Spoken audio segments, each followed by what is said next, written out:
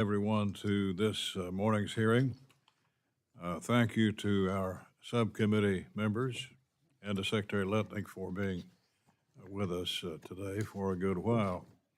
The fiscal year 26 budget request comes at a time of continued fiscal pressure. We must ensure every American taxpayer dollar is used efficiently and continue to work to reduce duplication across agencies and throughout the government. The Department of Commerce's budget request totals $8.4 billion, a $1.8 billion or 17% decrease from the current level. The budget request includes funding for targeted investments in tools to address unfair trade practices and emphasizes important initiatives such as American manufacturing and trade enforcement. Specifically, it includes a 50% increase for the Bureau of Industry and Security to counter threats from China and protect America's technological competitiveness. The budget request also includes a 20% increase for the Census Bureau to continue providing reliable statistics. Overall, the Department of Commerce is charged with protecting supply chain security, economic growth and job creation, weather research and response, and economic data analysis, all keystones imperative to American prosperity. On the international front, the department plays an important role in protecting our industries from one-sided trade practices and strengthens supply chains that are key to ensuring our economic security and global leadership.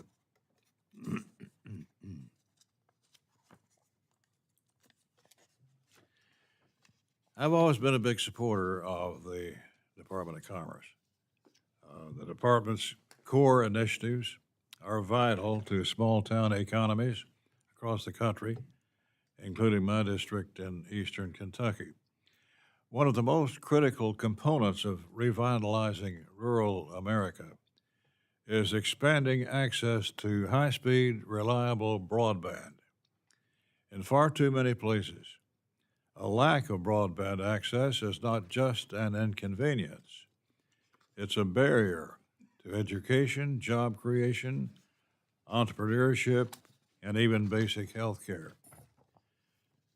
From EDA's emphasis on job creation and expanding economic opportunity to NOAA's local weather forecast offices that work around the clock to send out alerts during times of severe weather, the department's wide-ranging responsibility requires clear prioritization and accountability. We look forward to hearing from you, Ms. Secretary, on how this budget request furthers our shared goals of reducing wasteful spending, ensuring global competitiveness, expanding broadband, and driving economic development. Let me now recognize my ranking member of the subcommittee, Ms. Ming. Thank you, Mr. Chairman, and thank you very much, Mr. Secretary, for testifying today. And as a fellow New Yorker, congratulations. We meet today to discuss the Commerce Department's fiscal year 2026 budget request. At the same time, I must express my strong disappointment that we are still awaiting the complete details of the budget request. We are also awaiting the full legally required details of the Commerce Department's fiscal year 2025 operating plan, despite the fact that such details were legally required to be sent to our Appropriations Committee more than a month ago. These delays are unacceptable. They are also, disturbingly, a pattern that we have seen over the last 4.5 months, a pattern of significant and often illegal actions by federal agencies, including the Commerce Department. In most cases, we have learned of these actions not from the department itself, but from news media reporting and from grant and contract recipients whose critical grant funding and contract extensions have been delayed or frozen, often in direct violation of the Impoundment Control Act of 1974. We have also heard from numerous federal workers who have been fired without any good justification. The National Weather Service has taken a huge hit under this administration. Hundreds of meteorologists and other weather service employees were fired or felt pressured to sign up for Elon Musk's deferred resignation program. As a result, the National Weather Service has been scrambling to keep a minimum staff at weather forecast offices around the country. This staffing shortage has also forced the Weather Service to reduce its deployments of weather balloons, which have long provided critical information for accurate weather forecasting in local areas. This is all happening, by the way, right when both hurricane season and wildfire seasons are just beginning. The Weather Service announced earlier this week that it is moving its limited resources around, which will only change the locations that are experiencing staffing shortages. It has also announced that it has received permission to hire 126 new employees. But this is obviously far short of the number of working employees the Weather Service has lost since February. It is unclear when these new employees will be onboarded, let alone when they will be fully trained to the level of performance of the recently departed Weather Service employees. 5 former directors of the National Weather Service who served under both Republican and Democratic administrations wrote an open letter last month expressing their strong concerns. They wrote that National Weather Service staff, quote, will have an impossible task to continue its current level of services.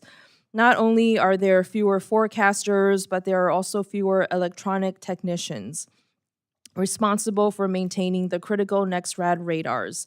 Our worst nightmare is that weather forecast offices will be so understaffed that there will be needless loss of life, unquote. The administration is also holding back various emergency designated fiscal year 2025 Commerce Department funds. This is funding that Congress appropriated to support weather forecasting, create and preserve American private sector jobs, and protect our national security. Holding this funding back is unacceptable, and the administration should issue the required emergency designations immediately.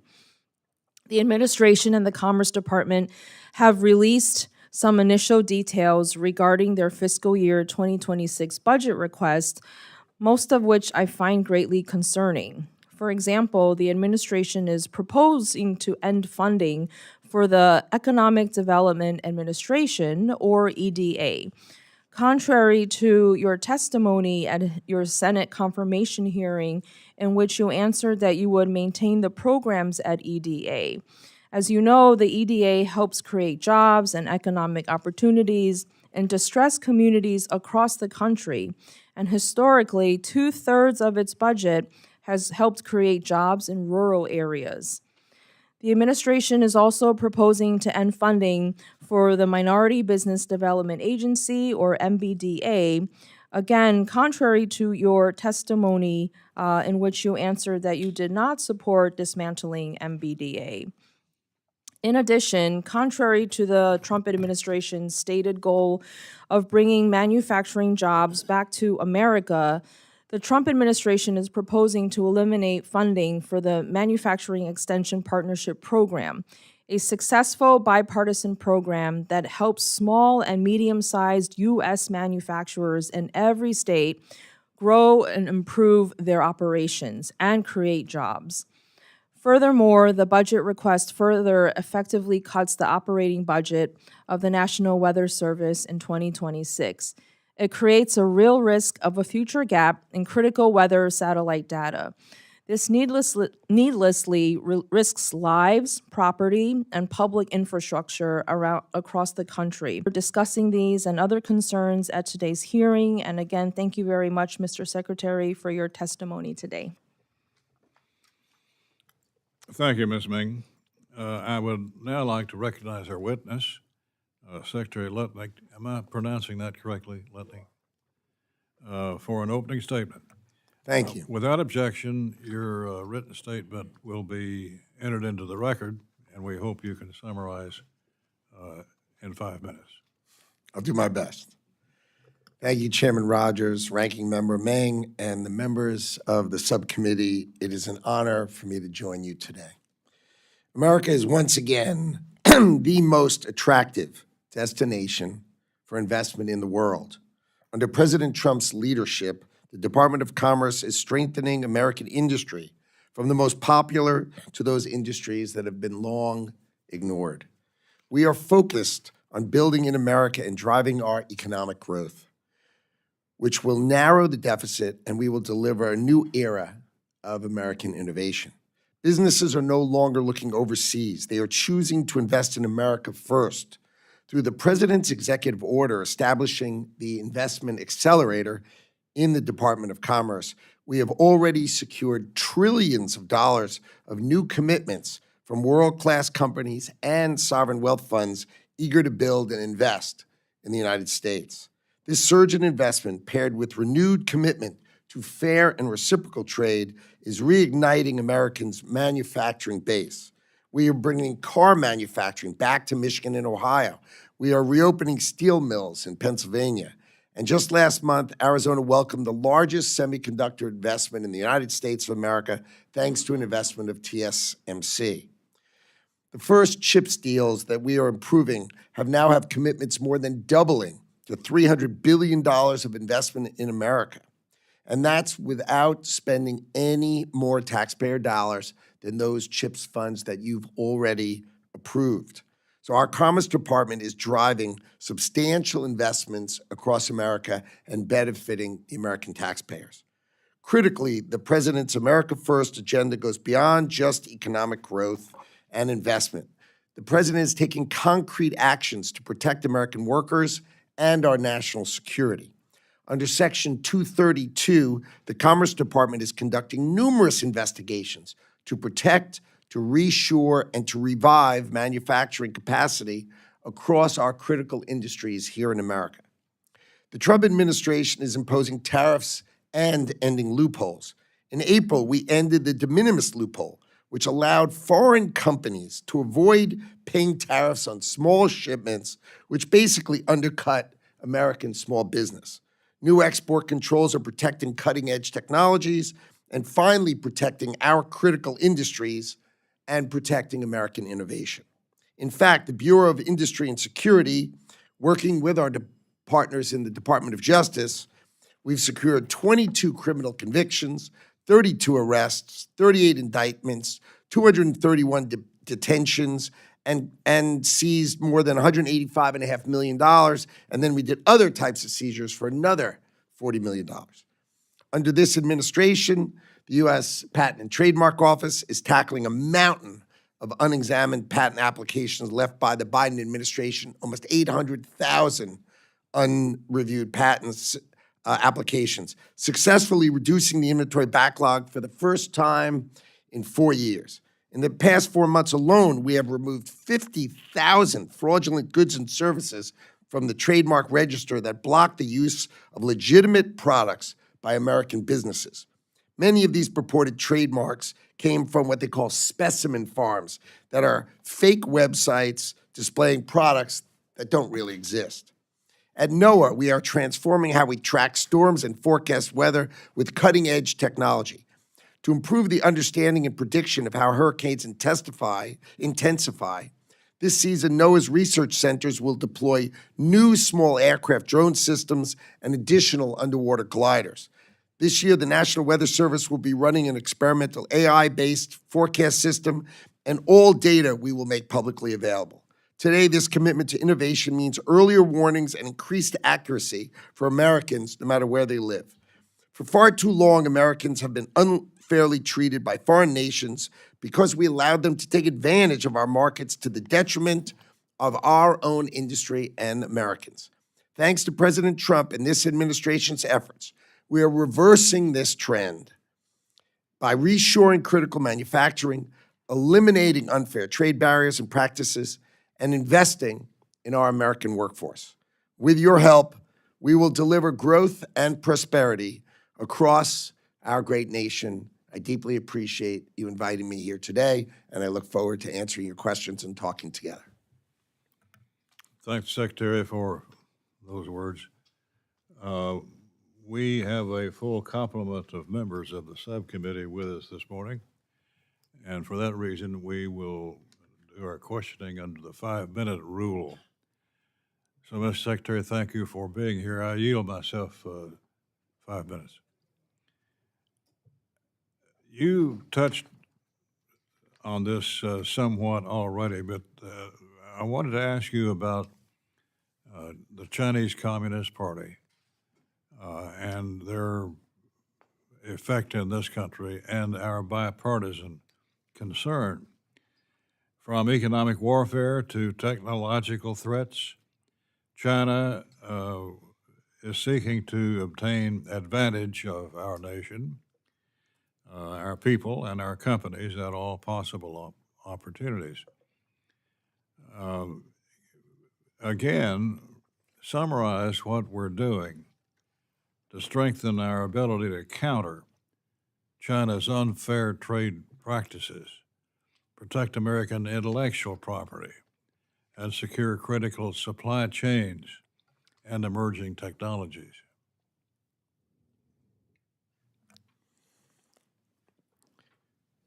The Chinese Communist Party seeks to become the dominant culture of the world, and it uses our knowledge, our innovation, and our entrepreneurial spirit against us.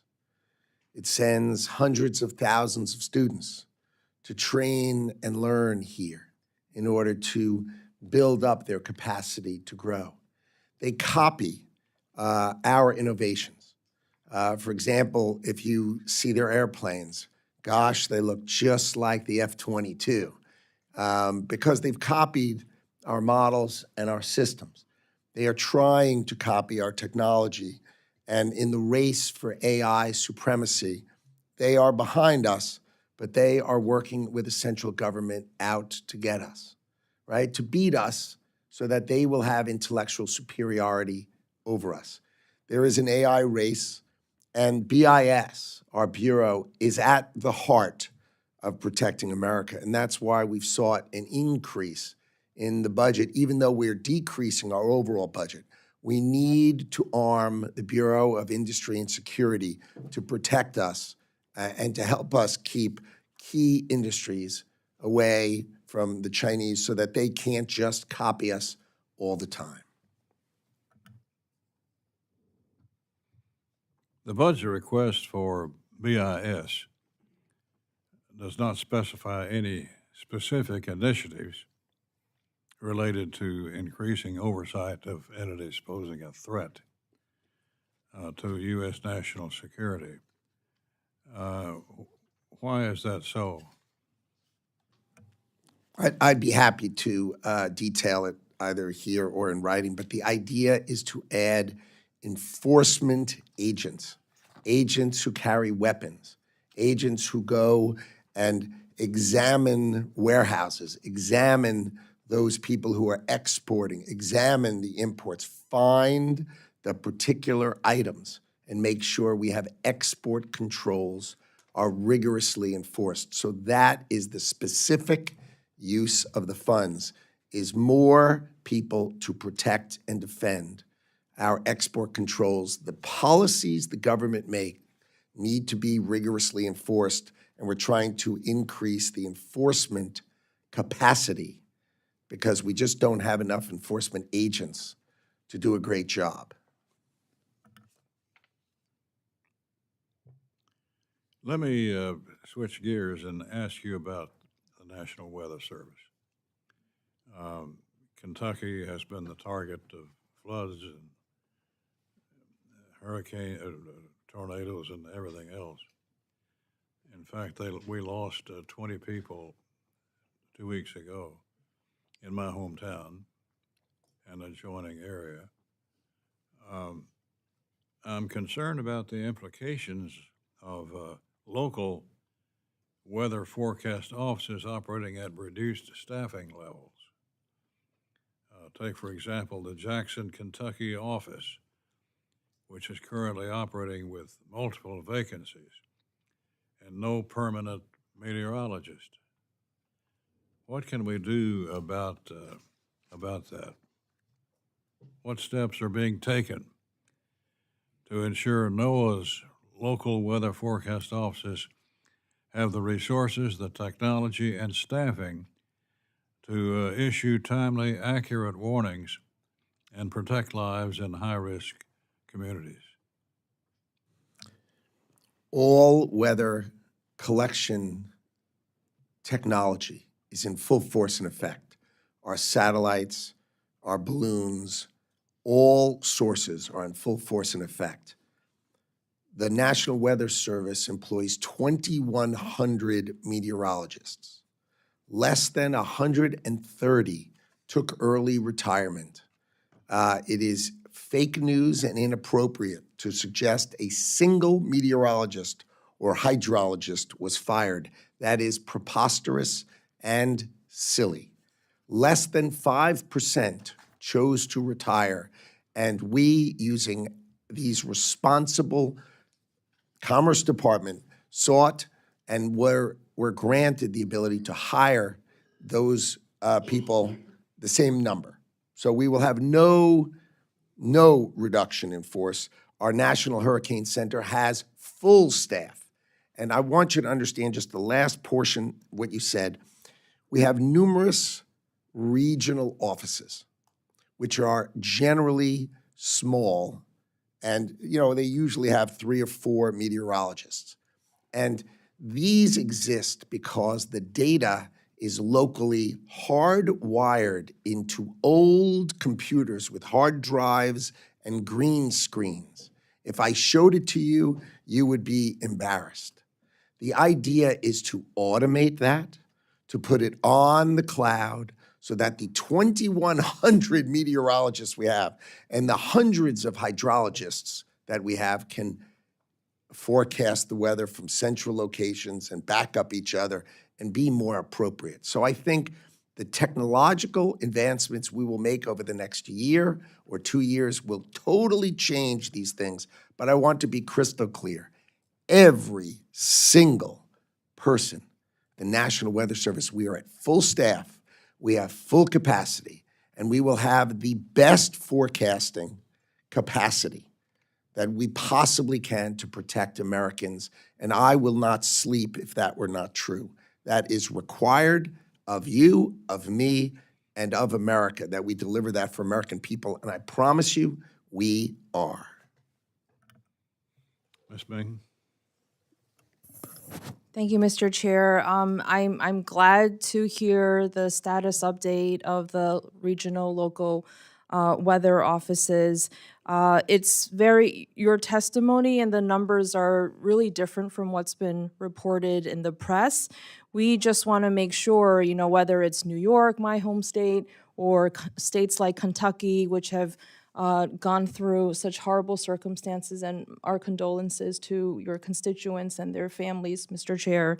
We want to make sure that our local communities can be prepared.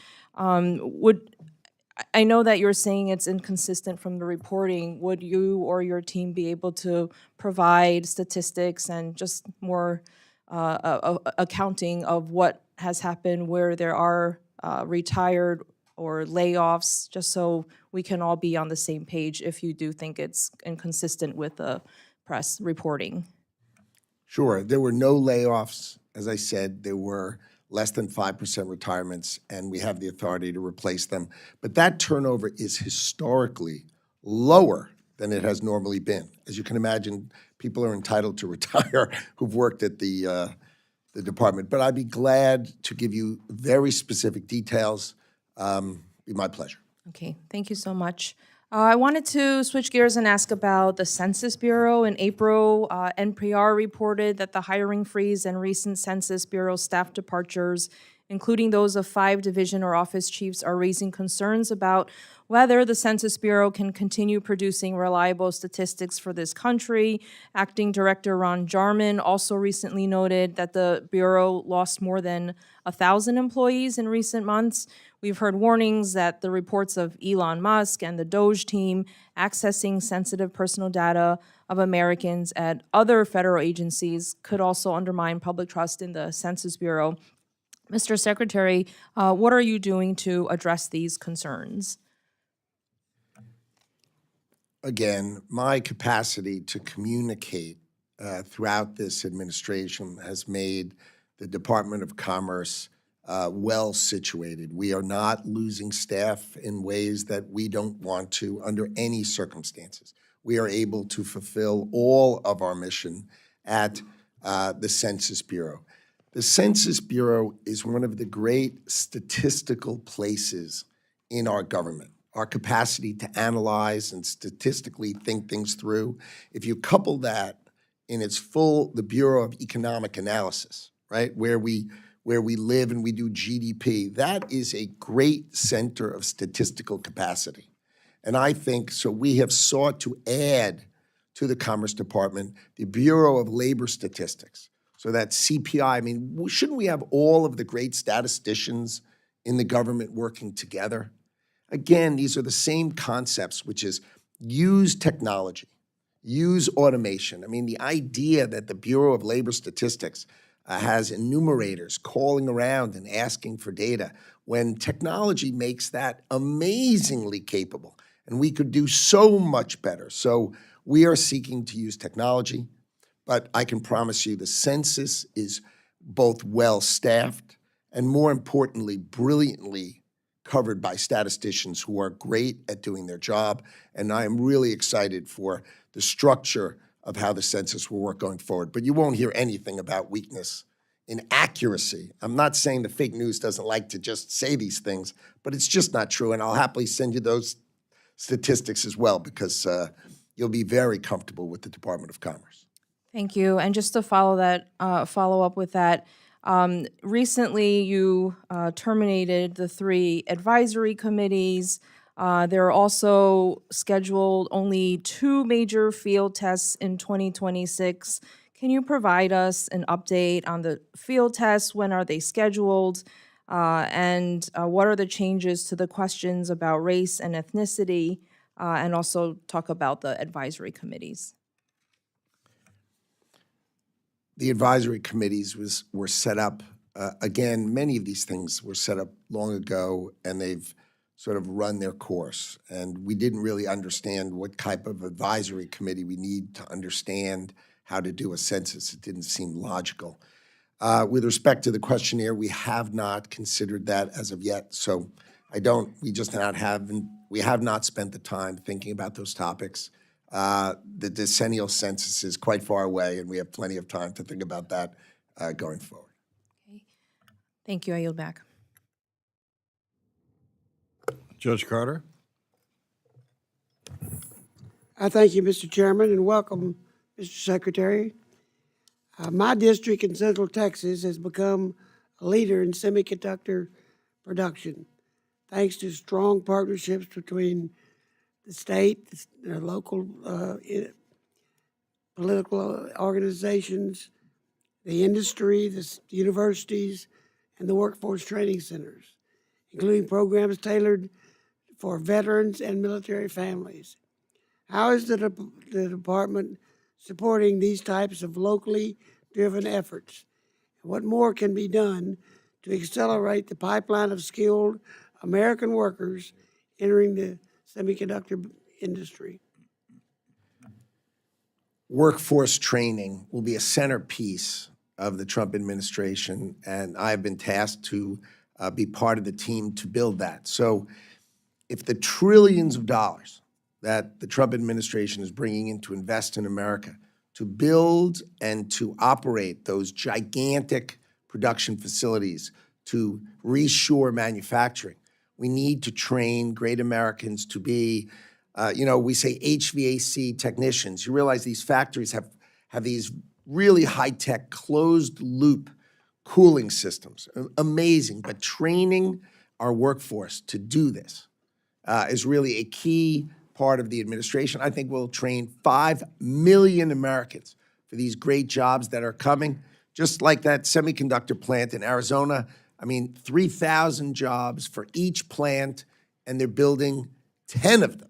So these are just great jobs coming, and Texas, I know, is going to have a great participation in that, and both you use the schools, and I think it will be an extraordinary outcome for Americans. Well, Samsung's being a good neighbor in my district, and I'm real proud of what they're doing. As a member of the Defense Appropriations Subcommittee, I remain deeply concerned about the national security risks tied to our reliance on foreign-made semiconductor components. What step is the department taking to reduce our dependence on overseas manufacturing, particularly for chips that support critical defense systems?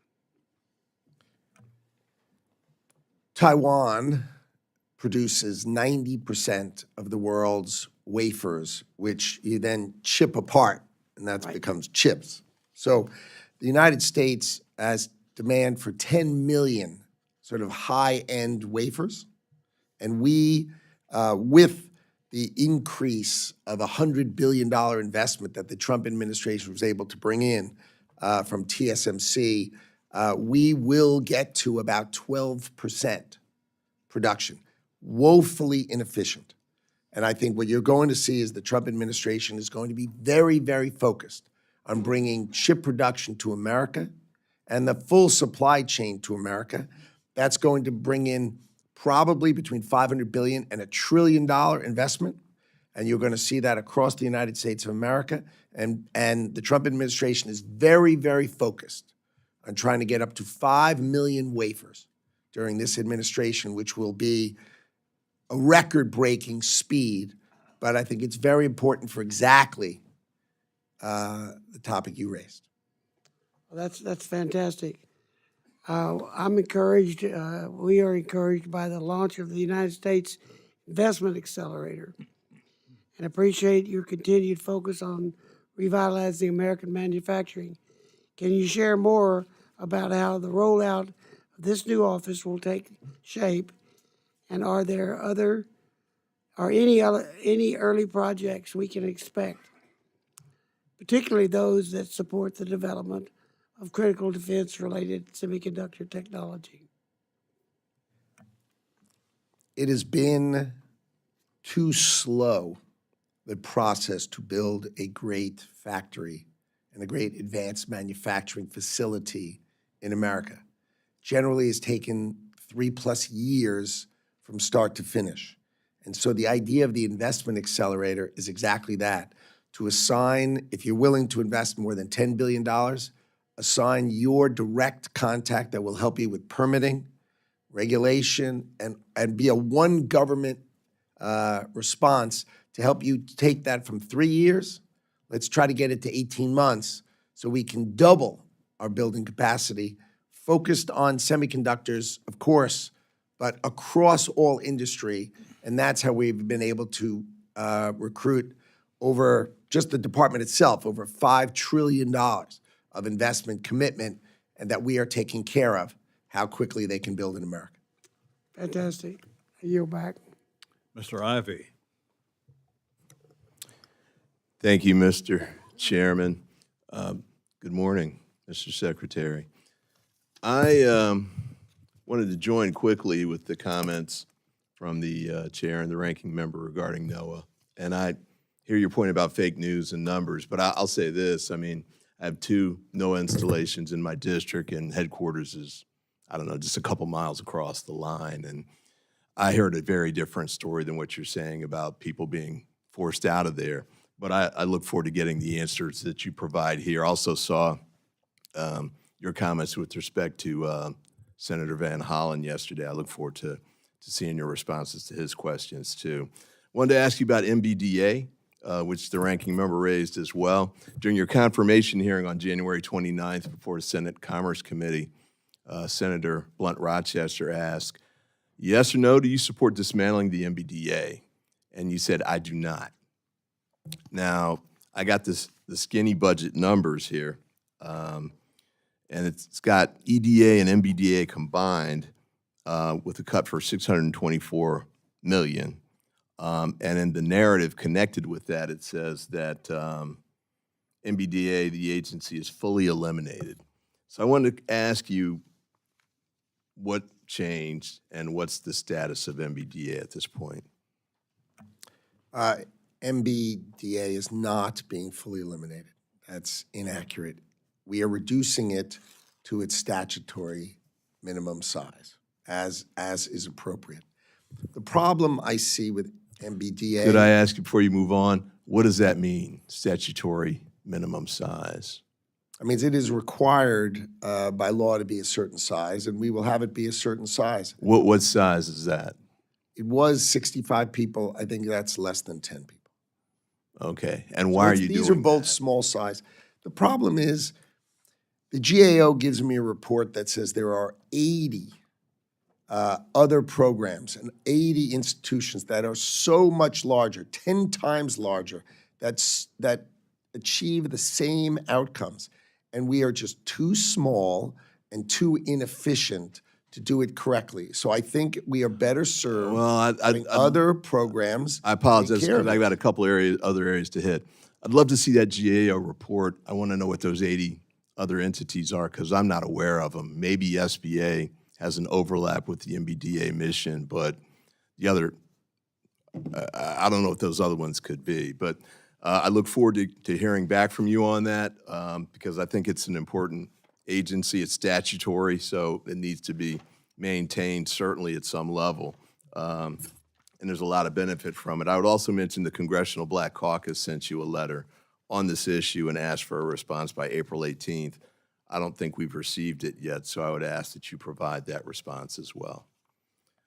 Let me move quickly to quantum technology. This is kind of a quicker point for me, but quantum computing, this chart shows basically funding by governments. China, as you can see, far outpaces the United States. We've got a couple of other.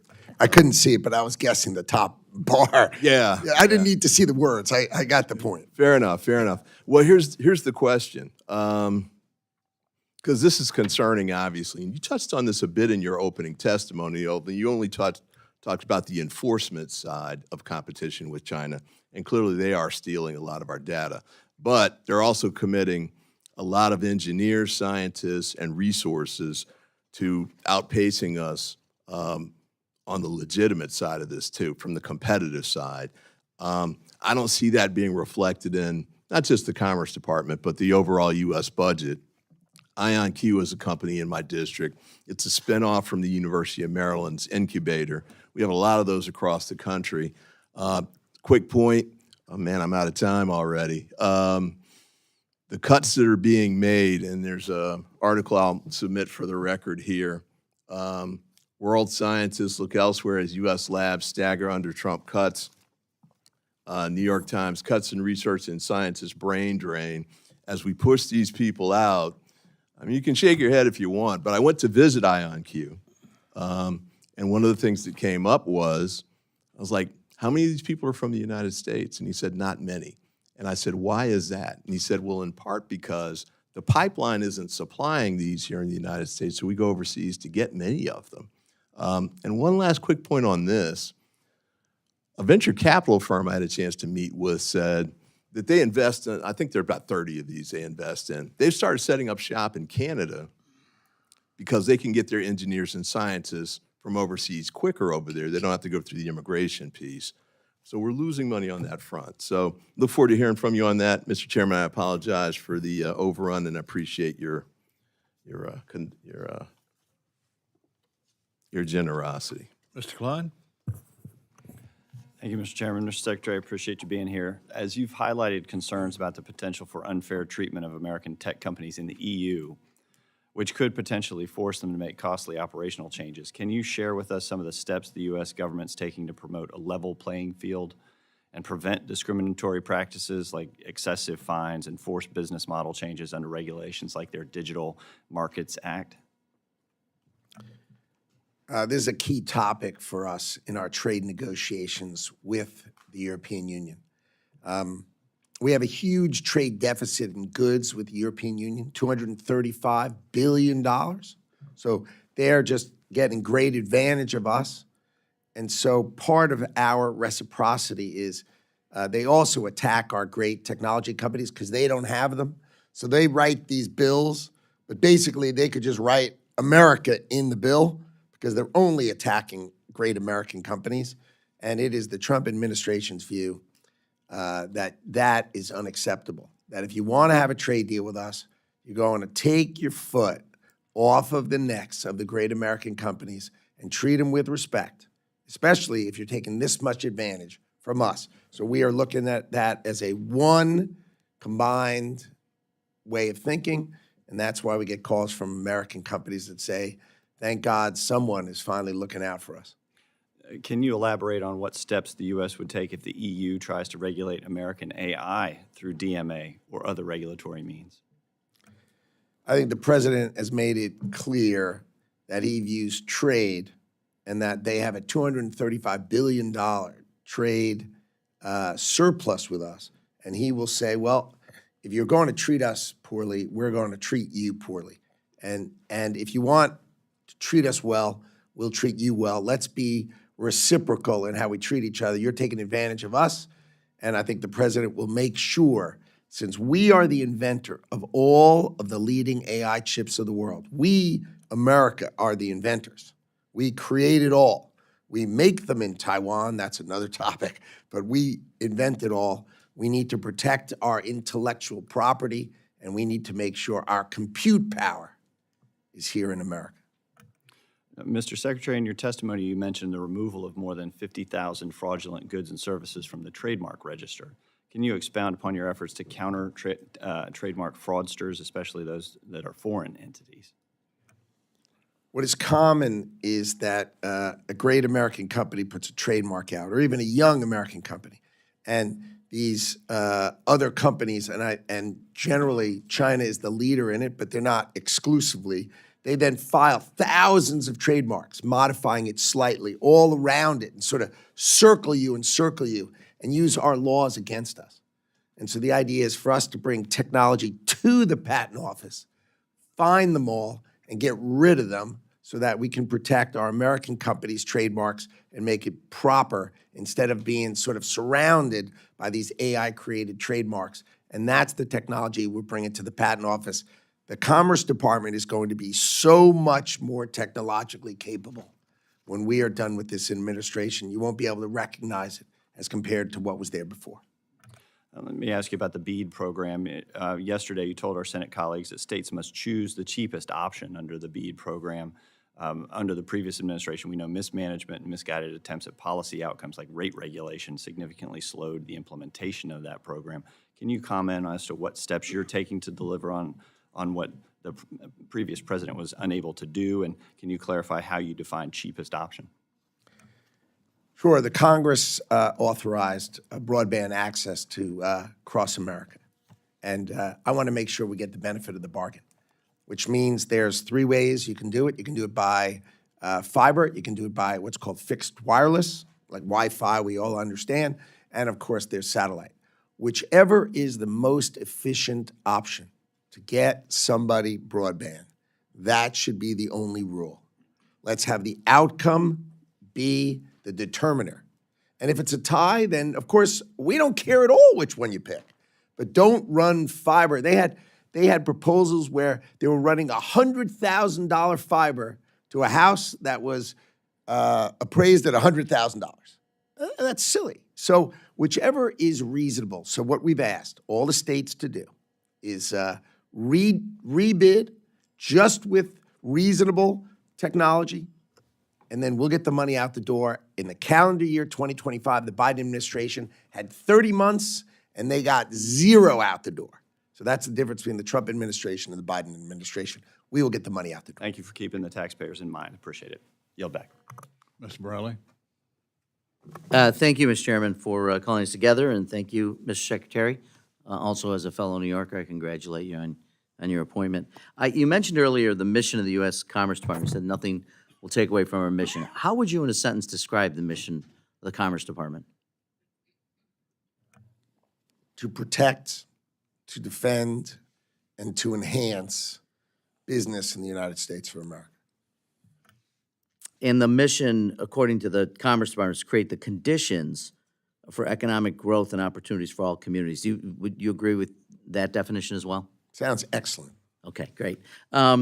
And I apologize, 5 minutes is so little time. We could have a much longer conversation. I hope we will have the opportunity to do that. I want to also just reiterate what people have said. This is not your choice, but I would pass along to the president that doing budget hearings when we don't have a budget is really hard to do. It's hard to drill down on numbers we don't have, priorities that you have. I appreciate you being here. I appreciate you defending the administration's approach, but it is really hard to do. So you don't need to respond to that. But I would love if you would provide, to whatever detail you can, the trillions of dollars of investment that have been made during the last couple of months and how we were able to achieve the commitments of those trillions. I will do note, because this subcommittee had a fair amount to do with the CHIPS and Science Act, that I suspect much of the chip investment being made, whether it's in Texas or whether it's in Arizona or made in upstate New York, in Syracuse, is partly by the bipartisan CHIPS and Science Act. I hope you'll continue to continue those efforts. I have to say that in talking to folks both in my region and upstate New York, but throughout the state and other folks in the business world, what I hear about most is the need for predictability. And I have to say that most of the commentary that I hear from CEOs is the lack of predictability caused largely by the tariff situation has made it nearly impossible, whether you're a business large or small, to make judgments about where you'll deploy capital and where you'll deploy workforce. As decisions are made to advance tariffs, sometimes reciprocal, sometimes and then retrench, and then put them back in place, retrench again, that what I'm hearing, and this is different clearly than what you're hearing, because I feel like we live in maybe an alternative reality, that many people are not making decisions at all on investment because they don't know whether the president intends to follow through. Even the most recent announcements that there's another 90-day pause, during that 90-day period, people are saying, I don't know what this means. Should I move ahead? Should I not move ahead? Are we going to pull back? Are we going to advance? What should I be telling them about predictability, which is so important? I mean, you're a CEO, former CEO. You know this in your business world. Predictability and what you can expect both from your government and from the markets is so critical in making decisions about investment policy. We had a bad deal in America that produced a $1.2 trillion trade deficit. So fixing that will take some time. It will not take a lot of time, but it will take time. I view letting the greatest deal maker that the United States has, who's in the Oval Office, let him make the deals. He is making the deals. I'm working on them all the time.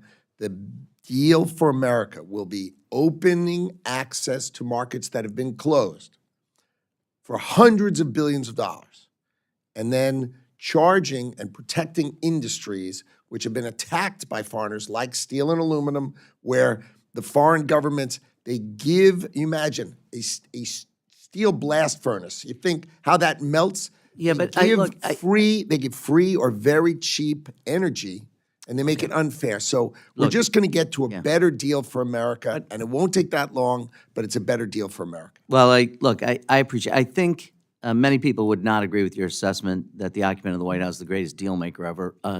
I'm certainly not the greatest deal maker ever. I've never gone bankrupt in businesses that I've been involved in. So I'm not sure I rely on that, but I also don't want to rely on a single individual. But to my point, the advancing of tariffs and then bringing them back and causing, but how that goes to the predictability issue. I don't know how people can rely on what the tariff situation is going to be, even when the courts in the United States have said emergency powers expressed by the president are well beyond what was envisioned by the Congress. So on predictability, I would just say, because I think we'll probably agree to disagree, I would just leave you with what I'm hearing from people is not making investments, not being willing to make decisions because they don't know what to rely on. And frankly, I don't want to get into name calling. I know what people have said about the president and the whole thing. That's not important to me. What's important to me is advancing American interests. And look, that's what we were trying to do in the past for all the criticisms of the previous administration. Both Congress and the administration were interested in investing in core industries that were so vital to our national and economic security. I'd love to talk to you further, whether in settings like this or offline, because I really do think we all want to advance American interests. So thank you, Mr. Chairman. I yield back. Mr. Gonzalez? Thank you, Chairman, and thank you, Mr. Secretary. It's a breath of fresh air to have a non-bureaucrat come up here and not give bureaucratic answers on very complex situations. So thank you for that. You have a great team. Harry's doing a great job for y'all. You've built a wonderful organization. I applaud the administration. In a very short period of time, President Trump is making America great again, and he's doing it through executive orders. I look forward to working with my colleagues here to make sure we codify those long-term. I'll start off with a softball on trade. I represent nearly half of the overall southern border. I appreciate the work the administration is doing to ensure our foreign partners are aligned in the same direction when it comes to strengthening our economic and national security alliances. In particular, communities in my district, which spans over 800 miles, are dependent on strong, reliable partnerships with Mexico and our Latin American countries to strengthen national security, public safety, and promote economic prosperity. How can we leverage the relationship between U.S. and Mexico to strengthen our North America footprint to compete against our foreign adversaries like China? Mexico is a huge trading partner of America. What has happened is NAFTA allowed, corporate chieftains to take their factories out of Michigan and out of Ohio and move it to where there's cheaper labor. So they attacked American workers for the benefit of corporate profits. Now, Mexico has amazing assets. They've got great energy. They've got great people. So the idea is let's figure out together with Mexico the businesses that they should be in. They should be in the mining business. They should be in the refining business. There are enormous businesses that would really sit well in Mexico.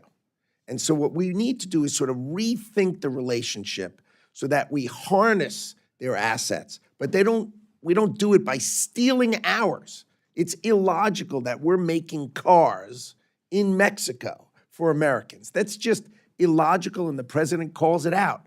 But there are enormous things that we can leverage and lean on our great partner just to our south in Mexico to enhance their business and, of course, then enhance the ability for us to import and to do business together. I think the relationship will be great. It just needs to be reimagined in a way that takes care of American workers and doesn't just give them a hard time.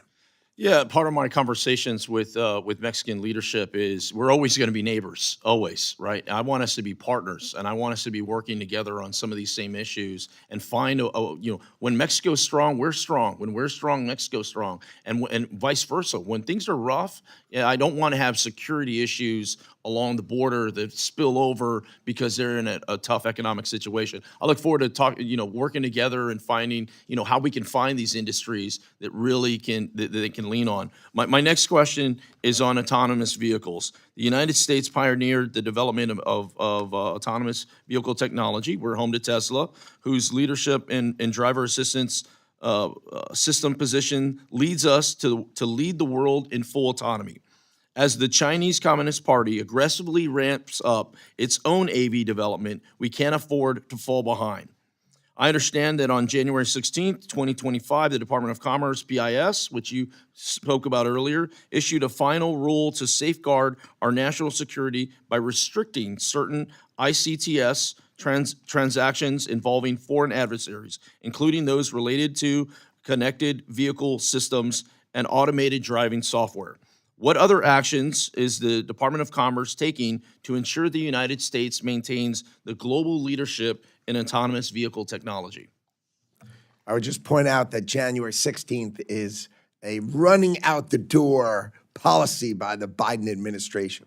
So The Department of Commerce is deeply considering working closely with industry to make sure we are enhancing both our EV industry and, importantly, that you spoke about the connection between AI and really manufacturing, bringing those two together. That includes both advanced manufacturing and, of course, like autonomous vehicles, which is another example of that. So I think we are very focused on that, and you're going to see new rules coming out of the Trump administration that would be more along the lines of what you would hope, which is industry and government working closely together to make sure we're the winner.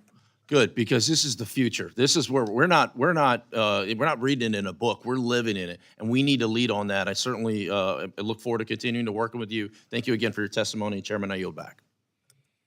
Ms. Dean? Thank you, Chairman Rogers. Thank you, Ranking Member Meng. Thank you, Ranking Member DeLauro. And thank you to you, Secretary Lutnick. Thanks for being here today.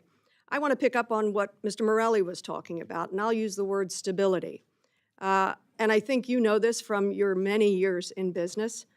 And that's what I thought about as I was preparing for today. The importance of stability, or as he said, predictability. Stability is the foundation of economic growth. I think you've lived it. Businesses need clear and predictable rules to plan and to invest for the future. Given this administration's claim of being pro-business and pro-growth, I am so baffled by the discussions around trade deficits and the president's belief around trade deficits and the president's beliefs around tariffs and the chaotic tariff policy. They're on, they're off. Many of the tariffs are punishing, creating a level of instability and uncertainty in our economy that we haven't seen since COVID. I hear the same thing over and over from constituents, from small businesses, from bankers in my area. They can't figure out how to plan, how to lend. Businesses can't figure out how to expand, how to grow, whether to hire, whether to not hire. And I'd heard just literally this morning from a very large American retailer. First word out of the woman's mouth was uncertainty, and the last thing she said to me was uncertainty, all surrounding tariffs. The lack of predictability. I also serve on the Foreign Affairs Committee, was recently in UK and Denmark, met with the American Chamber in both countries. Confused, uncertain, they can't figure it out. What in God's name is going on? We cannot plan to grow businesses. We cannot plan to grow growth and jobs. So I am baffled, absolutely baffled, by this administration's talk around trade deficits and tariffs. I fear the administration lacks a basic understanding of what a trade deficit is. I think many economists take issue with equating a country's trade deficit with any one country and its economic well-being. Some economists actually view a trade deficit as a sign of a country's economic health because it means we're purchasing more. For me, I have a pretty large trade deficit with my local grocer or my hairdresser. It's a good thing. It means I have money enough to get my hair done once in a while and to keep food on the table. It tells nothing about my overall financial position. Do you know when this country actually had a trade surplus, Secretary?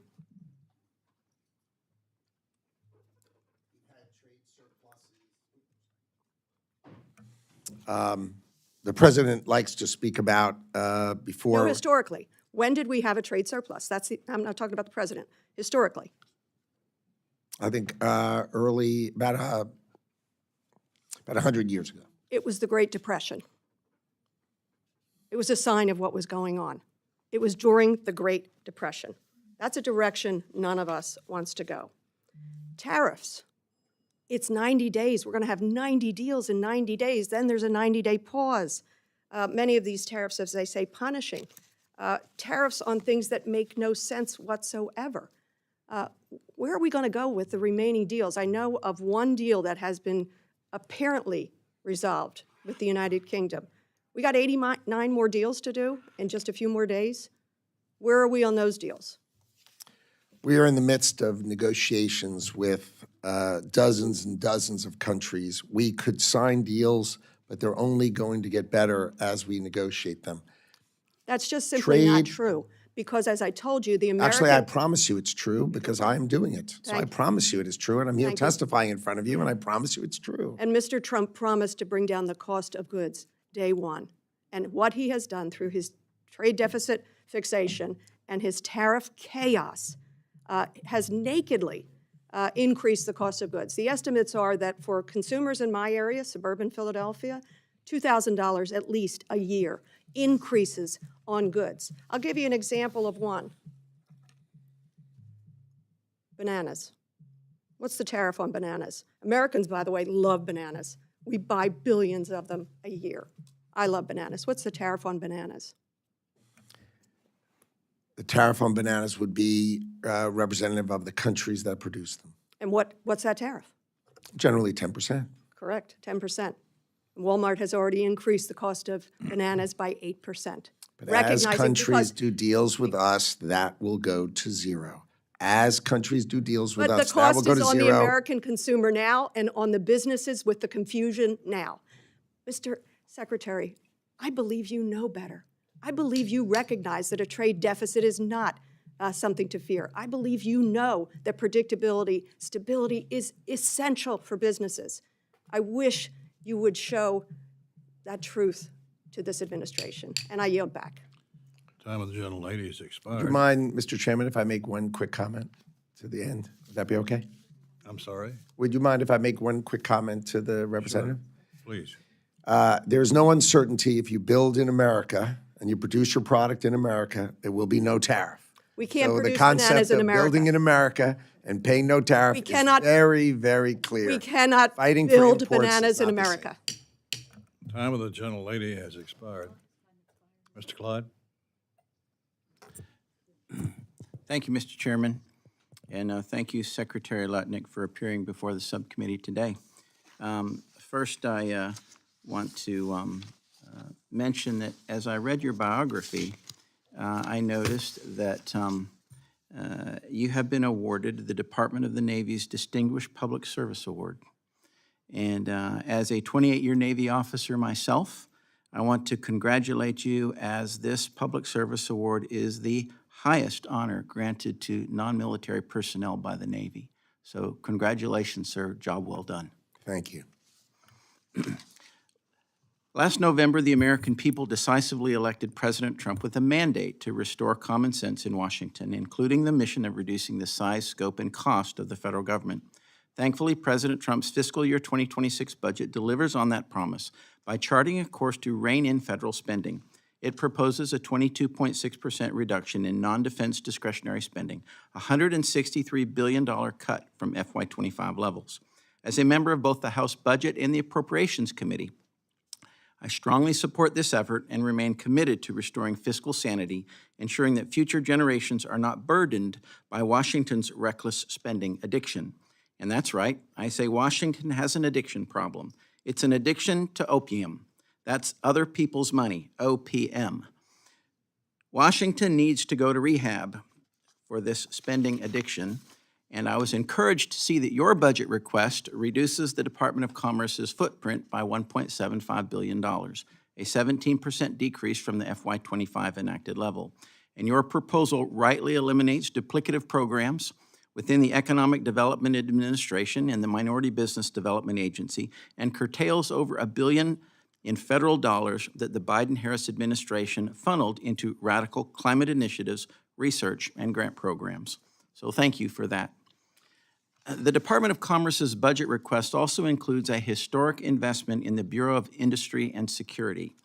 Now, that bureau is also responsible for a rule issued in April of 2024, an interim final rule, which makes permanent the pause on firearm export licenses, severely restricting U.S. manufacturers from exporting firearms, ammunition, and components. This rule shortens license durations from 4 years to 1 and requires case-by-case approval. It also revoked around 2,000 previously approved export licenses, forcing companies to reapply.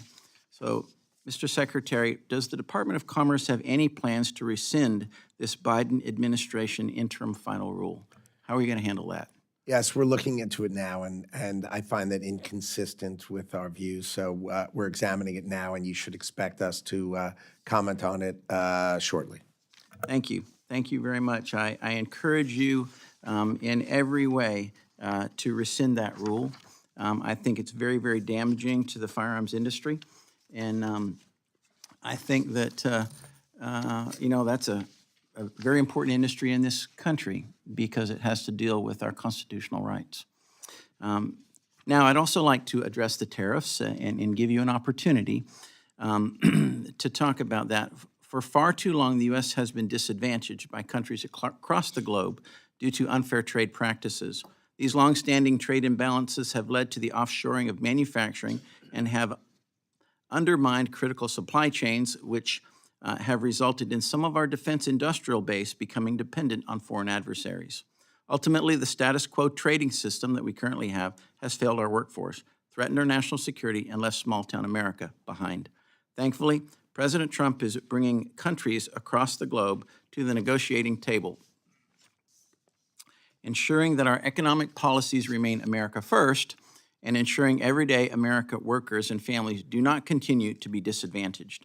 Can you speak to your role and that of the department in the trade negotiation process, and could you highlight the successful trade agreement that was previously mentioned with the United Kingdom that President Trump recently secured? My role is to assist in opening markets for our ranchers, for our farmers, and for our manufacturers so they can sell their goods in markets that were always precluded from our manufacturers and our farmers having access. That's number one. And number two, to break open the barriers that these countries put up to keep us out even without tariffs. So if we break them down and we open those markets, America will flourish. Remember, $1.2 trillion of us buying from them means 4% of our GDP, the largest country in the world, we're giving to other countries. If we had that domestically produced, our growth rate would be 6%. Our deficit would go away by math, and we would be the winner in the world. And that's what the president's all about. Well, thank you, Mr. Secretary. It's nice to see a successful businessman in charge of the Department of Commerce. And with that, I yield back. Thank you. Mr. Mervin? Thank you, Mr. Chairman. Mr. Secretary, it's a pleasure. I represent Northwest Indiana, the top steel producing capital within the nation. With that, giving credit where credit's due, Section 232 helped our steel industry, our steel workers, and also our trades in the first administration. Now, as we go through this... So they're happy, right? Your constituents are happy. The market goes up and down, as you well know, in the steel industry. No, they were happy with Section 232. That's why I said I give credit where credit's due. Thank you. Yes, sir. So my underlying question is, ultimately, we want to make sure we have a level playing field and capacity in foreign countries such as China. They subsidize their steel, they flood the market, then my steel workers and people within my community lose their jobs. I'm going to give you an opportunity to talk about the 50% steel tariffs that are in place now, and I also want to talk about the concern that I have for downstream industries. Specifically, you had talked about in many different areas reshoring domestic manufacturing. I am on board and have advocated for reshoring domestic manufacturing. The time it takes to invest those trillions of dollars and build up for capacity to build, as you had mentioned, cars are being built in Mexico for America. How are we going to invest, or how are you, one, the impact of the 50% tariffs, if you could discuss that with me, and then how is it affecting downstream industries, and what is the plan to make sure that those individuals who work in those plants that are downstream of the steel industries are going to be protected? So foreign countries subsidize the power, which is the biggest cost. Energy. And so China can produce steel at $450 a metric ton. And our price was generally just below $1,000.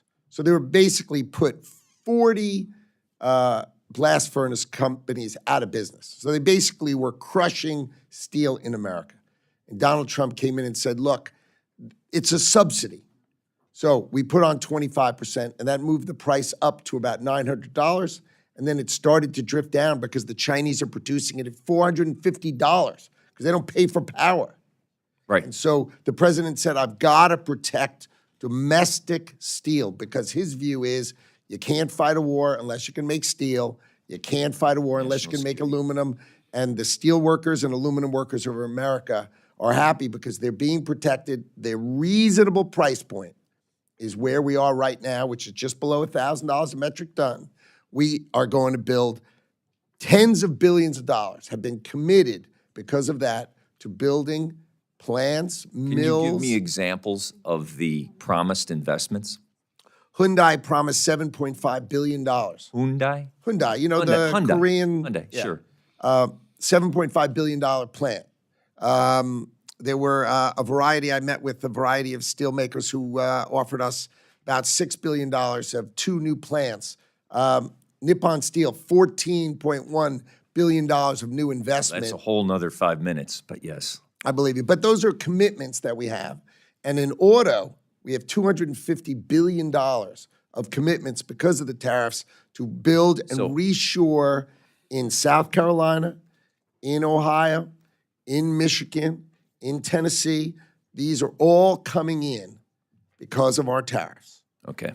So along with tariffs is the enforcement that you talked about. So one of the reasons why I wanted to be in this committee is to be able to make sure that the enforcement side of it, the ITA, has the resources necessary.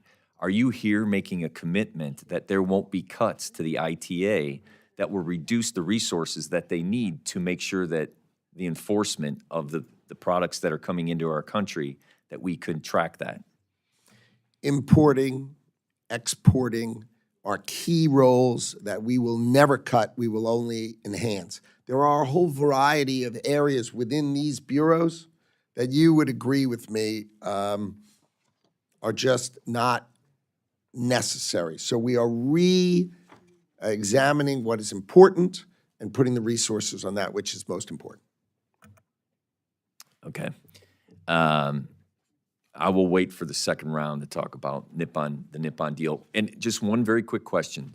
Were you in the room in the CFIUS committee for the Nippon deal? Yes. What was your recommendation? My recommendation was it could be approved with mitigation, change. Okay. On my second round, and I would like to continue that conversation. Thank you. With that, I yield back. Mr. Strong. Thank you, Chairman Rogers, Ranking Member Ming, for holding this hearing today. I'd also like to thank the subcommittee staff for their hard work. Secretary Lutnick, great to be with you again. Thank you and your staff for being here today. Each of you have had a full 48 hours. I commend you for your efforts to prioritize President Trump's America First trade agenda. During your Senate budget hearing yesterday, you highlighted Alabama's role in the automotive industry and noted your department's $250 billion commitment to reshore that sector.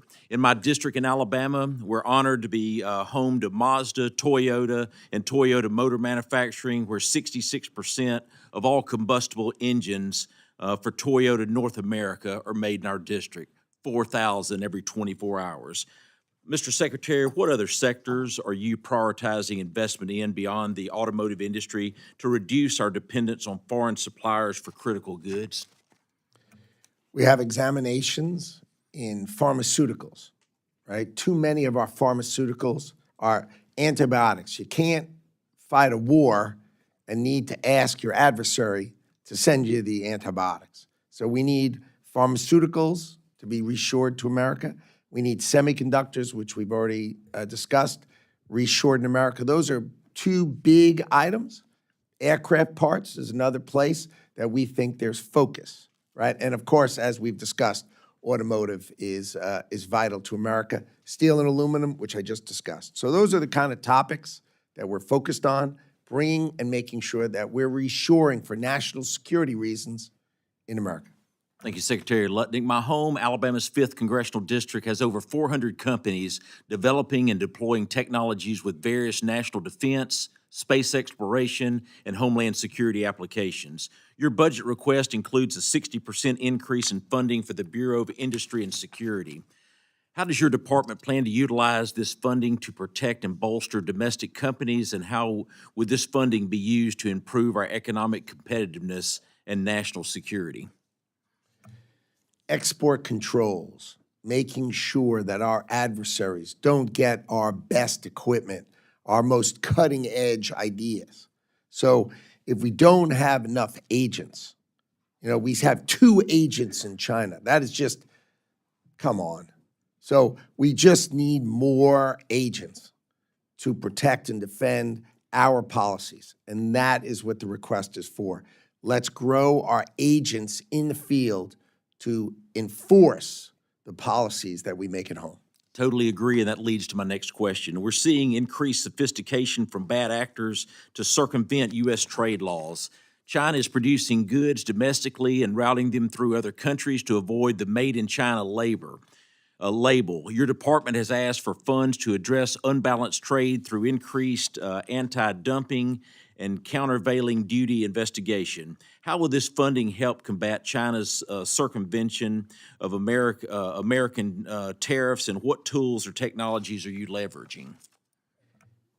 Unfortunately, it's not just China. There are numerous countries whose governments subsidize their industries and therefore create an uncompetitive environment, and then they basically, at below cost, try to export to America, which creates our trade deficit. So we have anti-dumping, countervailing duties. That's the idea. We need to study them, and we need to enforce them, and that is a key role of the Department of Commerce, and we need to augment that, and we need to defend it for exactly the point that these, for example, steel and aluminum, they're crushing our industry, trying to put us out of that business. What I loved is that the UK had 1 blast furnace left. They sold it to the Chinese, and the Chinese then got all their customers and shut it. And then they have no steel industry. That's it. Secretary Lutnick, in 2024, the Census Bureau selected Huntsville, Alabama as one of 6 cities to participate in the 2026 census test run. The 2026 test is an opportunity for the census to refine its operations in a city like Huntsville, which is experiencing fast population growth, making it harder to accurately count. Secretary Lutnick, what will you do to commit to advocating for full funding this year and next to carry out this 2026 testing program, including the Huntsville site? And will you provide a clear timeline to the states so they can begin preparation without delay? And also your thoughts about consistency from state to state, not allowing non-U.S. citizens to be counted in the United States Census. Consistency makes sense. Commitment to doing the absolute best statistical analysis of the census is easy for me to commit to. We will focus on it, and we will deliver the structure to have the greatest census with the best statistical analysis ever in the United States of America. And that's what you're going to get from the Department of Commerce. Mr. Secretary, thank you for bringing it home to America. Mr. Chairman, I yield back. Mr. Laurel? Thanks very much, Mr. Chairman. My apologies. There are a lot of appropriations markups and hearings today, so I apologize for being late. And with that, I would like to ask unanimous consent to put my opening remarks in the record. I can. Thank you. And good morning to you all. It's good afternoon now, Mr. Secretary. Let me just follow up on something that my colleague, Mr. Mervan, was asking about, and that was the International Trade Administration, which helps to increase our exports of American products and services, protects American producers against trade cheating by China and others. I think it's important to note to my colleague, Mr. Mervan, that there has been almost a 30% cut to the ITA, $183 million. That's for below what was proposed for 2025. So it was going to cost American jobs, decimates ITA's U.S. commercial service, operates out of U.S. export assistance centers and U.S. embassies abroad, works to maintain and increase the exports of U.S. products and services. So the agency, which is meant to protect, if you will, our exporters, et cetera, and is now being decimated. I think one has to be look at what has been cut. There's the MEP program that I believe has been eliminated. One needs to go carefully through each of these areas and get a sense of, in fact, what is being cut back. And, you know, facts are funny. You got to deal with the details and with the facts. You just can't speak about it and make general statements. And when you cut back on agencies and the way that you have and slash and burn, if you will, then we're not going to get to where we want to go. I want to focus a second on two quick areas. One is transparency in government, because it's critical. Americans need to see where their tax dollars are going.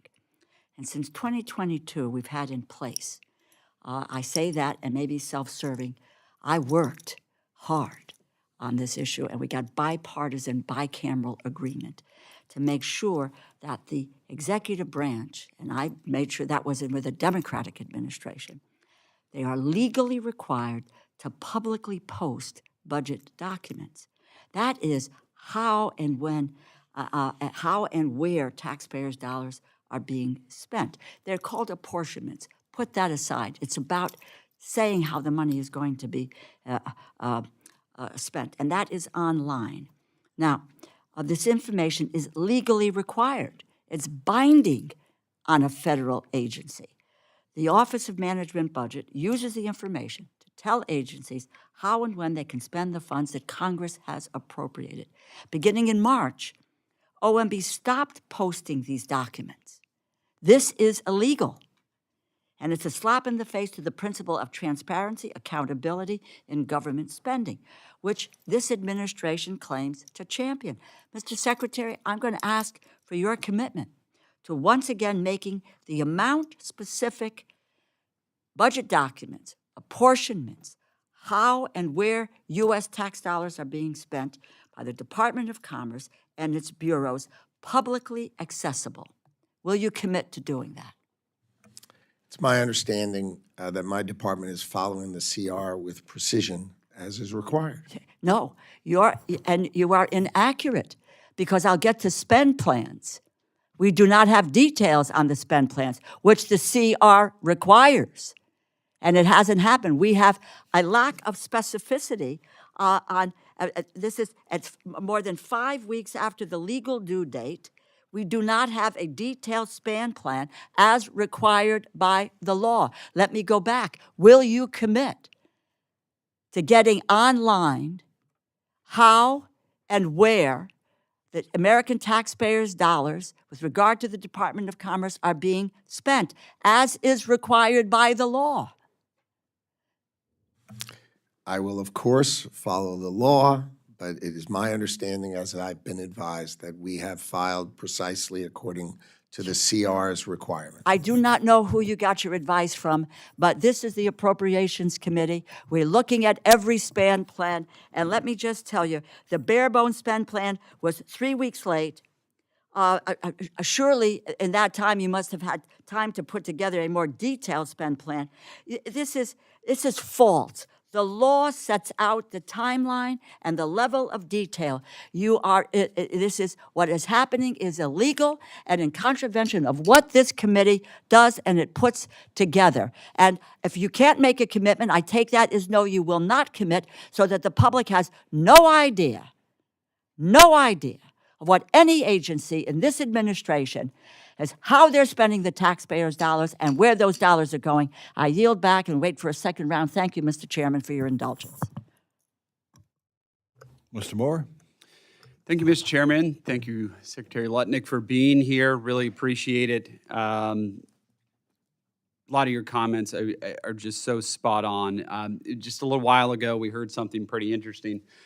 The idea that trade deficits are good.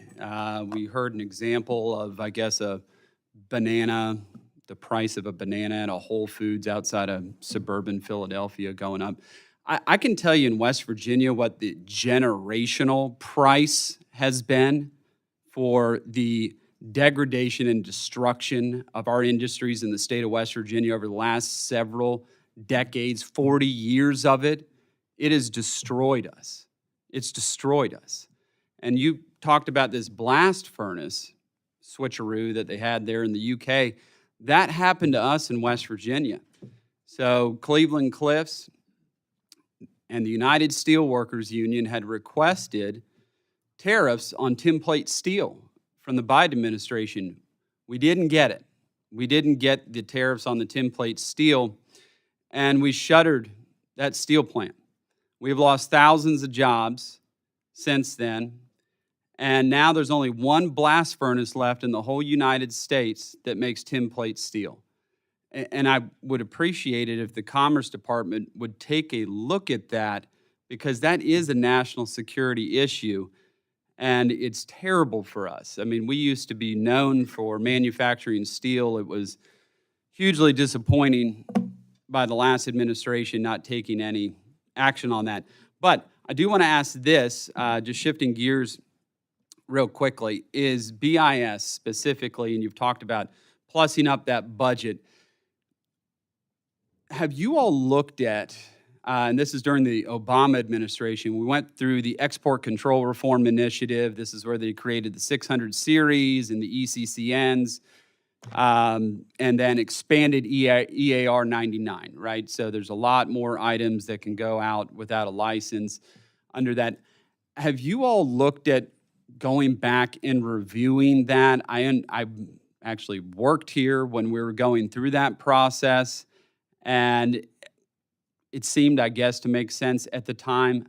But you do see that it has created, at times, in my view, some gaps as it relates to critical technology. Have you all looked at perhaps reviewing that Export Control Reform Initiative happened about a decade ago and maybe trying to tighten up some of those export controls, specifically on critical dual-use technology? Very thoughtful point, right on the point, and we are on that topic. We are on it. Yeah, it occurs to me, particularly when we created the 600 series, which is essentially like a United States Munitions Light series within the Department of Commerce under BIS. This is how some of our defense technology gets out there. And it's very, it's very disappointing. Obviously, this is not the idea, is that, we wanted to increase export capacity for defense manufacturers and others out there, but specifically around some of this off-the-shelf technology, EAR 99 items that are getting exported, I would really like if you all would take a look at this and the way this was set up back then and trying to tighten those controls. BIS is, really the last stop in protecting our technology. Could you talk, though, just briefly, you talked about the steel industry. Could you talk about, from a national security standpoint, why it is so important? You touched on it a little bit, but why it is so important to the national security of the United States to have a vibrant steel industry? You cannot fight a war unless you can make the munitions, period. You can't make a missile without steel, aluminum. You can't produce anything in defense without steel and aluminum. You must have a domestic industry. The president has made it crystal clear, and I think it is obvious when I say it. And we need to protect it, just like you said in West Virginia. They didn't protect you, and you lost the business. That cannot continue, and the Trump administration will not allow it to continue. Yeah, and then they just raised the price of tinplate steel right after they acquired it. So, of course, after they crushed it. Last real quick question.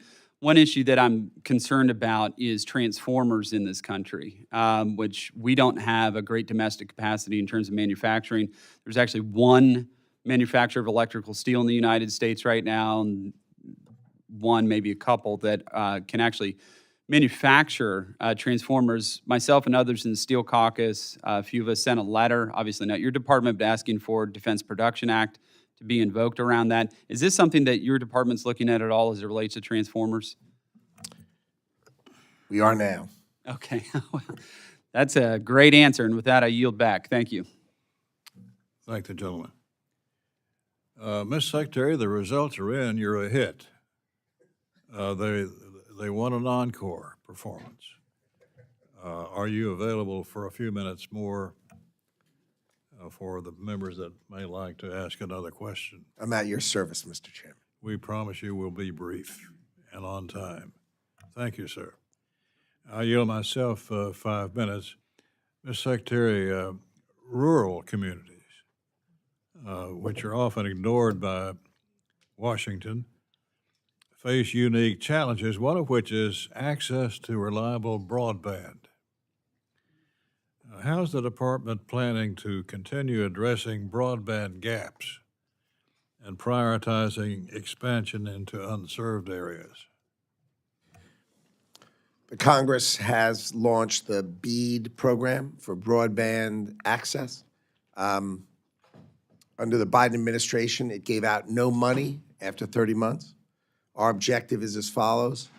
Within the next 90 days, I think we're going to put it out on Friday, basically saying if your state is willing to just be technologically agnostic, meaning produce the right access at the lowest price, or if it's a tie, I don't care which one you pick, make that application within 90 days, and then this department will put out the money by the end of the year. So we will go from not having given any money under the Biden administration to having the full program funded and distributed, provided they're technologically agnostic. By the end of 2025, all the money will be distributed so that broadband access can be built by the states. That's my promise. Well, broadband is vital, as you well know. And of course, the places where it is not in being really are the rural areas where it's not profitable for a utility to go into, which is an age-old problem that we've faced before. Let me highlight another important initiative to rural America. That's EDA, Economic Development Administration, particularly the one to have assistance to coal communities. My district, as was West Virginia, had a complete breakdown of the industry over the last 10 years. I lost 15,000 jobs in my district alone. But EDA has been a crutch for us to use to help revitalize and bring back into competitive nature rural areas. What do you think about EDA? So first, I'll address that the administration wants to revitalize clean coal. We think it's vital to America. And so for both yourself and the representative I just spoke to, you should rely on this administration to bring back clean coal because it is vital. The country needs power.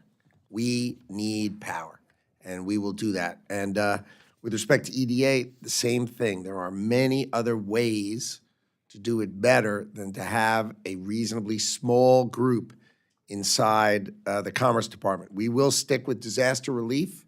We will stick with our tech hubs, but the concept of providing that kind of program, I think, is better served with bigger, more sophisticated programs. Well, there are rural areas that are not coal dependent. What about those communities? I'd be happy to meet with you offline and go through it together. You know, I'm tasked with being efficient with taxpayer dollars. And when I get a GAO report that has 80 other programs, I just think it's more efficient to do it in a more practical way than do it in a small way in my department. Not that I don't enjoy doing things, but efficiency is my objective. And I think it was important that I show a budget that was substantially lower, that proves that we can do our great job with less taxpayer dollars. Well, we want to work with you on this subcommittee. We want to see you succeed because when you succeed, the country and the president succeed. But we have our priorities as well as it relates to offering jobs back home to keep our people from having to move to another locale. So I hope we can work with you. Of course. Ms. Ming. Thank you, Mr. Chairman, and let me fix my microphone. All right, we don't need it. I want to piggyback off a little bit about Representative Dean's banana example and how it affects the cost of living for our constituents all across America. You know, I have heard from many Asian American business owners. They own restaurants, they own supermarkets, they own well-known supermarkets like 99 Ranch and H Mart. They are really concerned about the rising costs of goods, like anything from basmati rice to the burdock root to different sauces that are utilized by the Asian American community, fastest growing community in this country. I know that you mentioned, you know, due to the tariffs, the price will eventually come back down, but I just wanted to, you know, make an observation that the cost of living for Americans, as we know, is already high, and it's hard for them to be able to afford these goods and these products that they are using today. And the restaurant owners, the supermarket owners, small business owners are really in a bind because they don't know if they have to raise their prices and pass on the higher cost to consumers or to eat the cost themselves.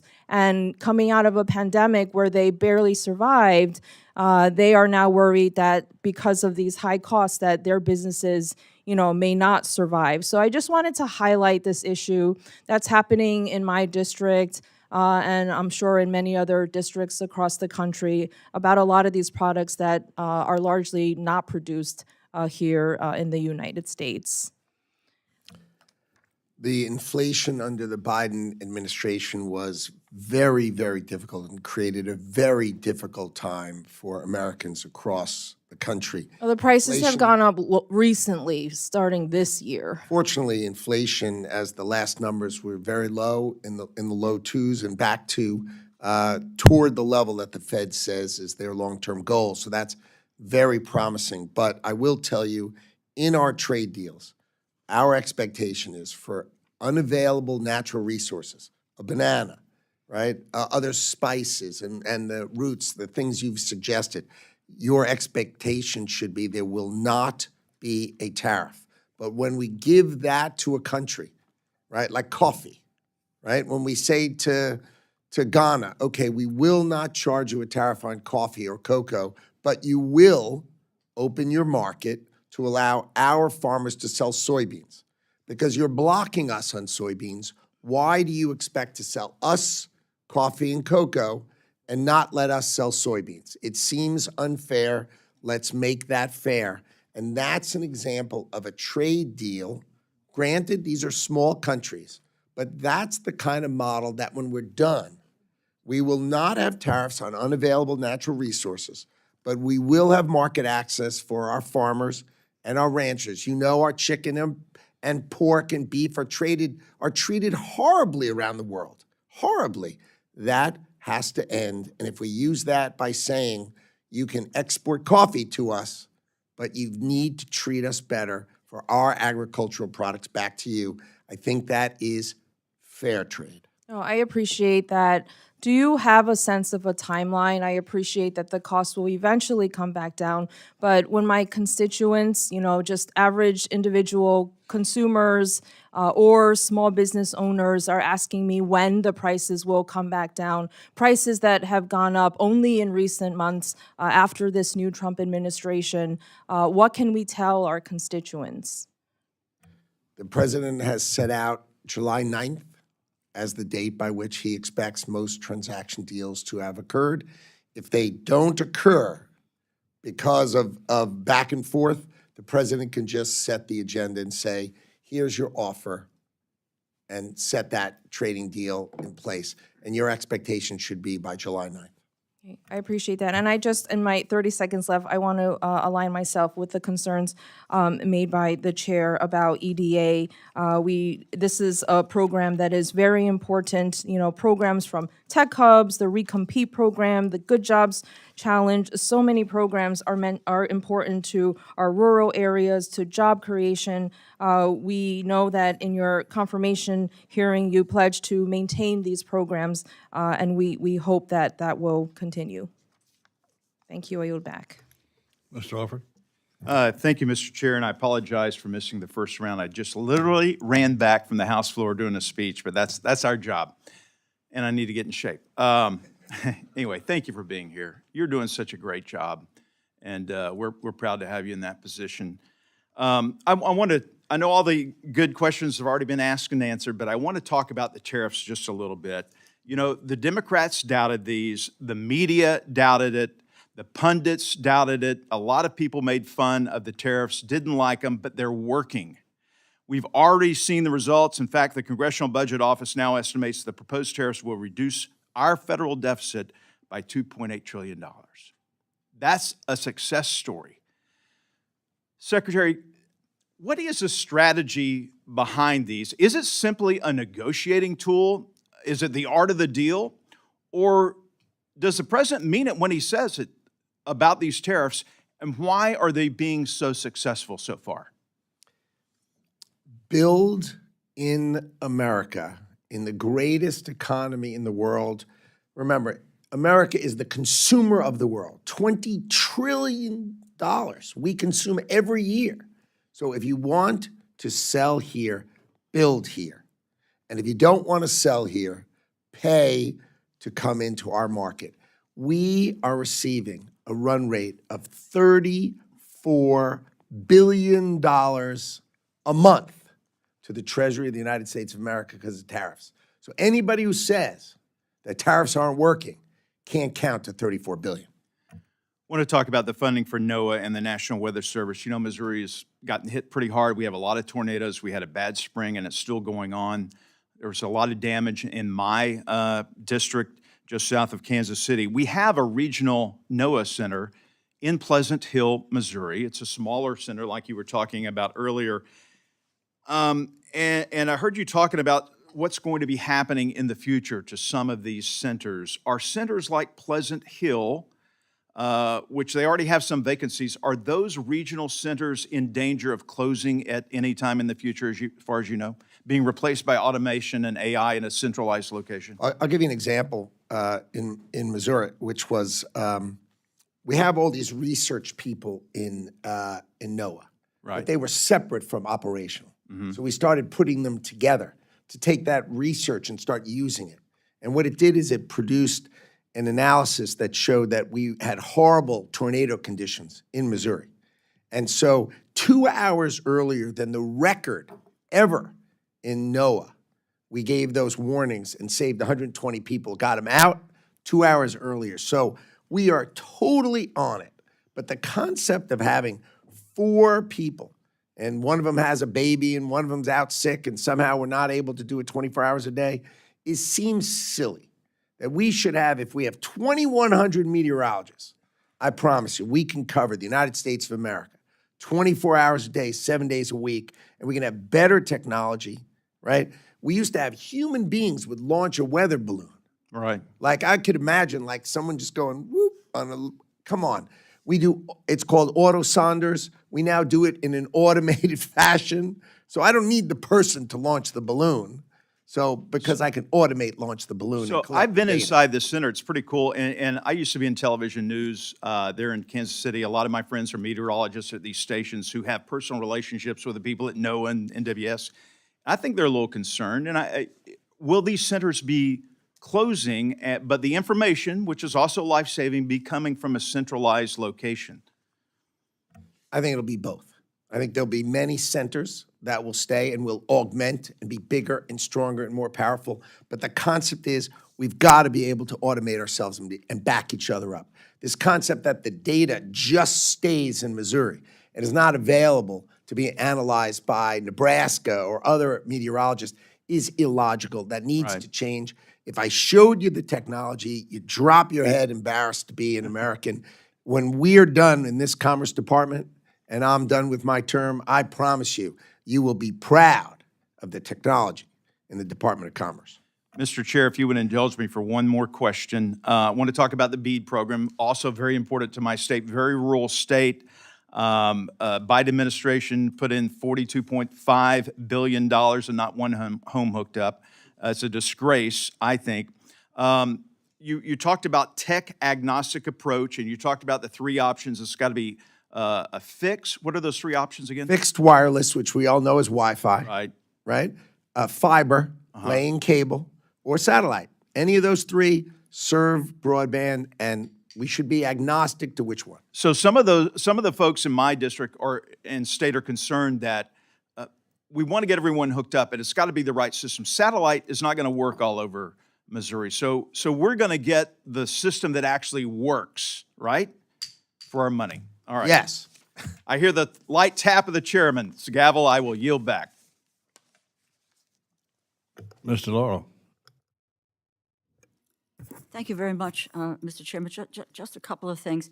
I gather, and I'm just going to assume that is to know that you're not going to post how and when American taxpayers' dollars are being used for what programs. That's the issue of the apportionment, which is again legal. So it's a legal issue there. You're not responsible, but you can get back to your OMB friends and tell them that they are liable for penalties when they come contrary to the Anti-Deficiency Act.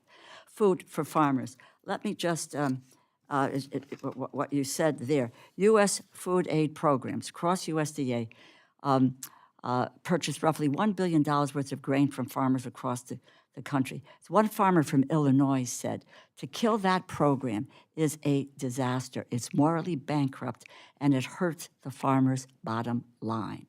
USAID spends $2 billion annually on U.S.-grown agriculture for humanitarian aid.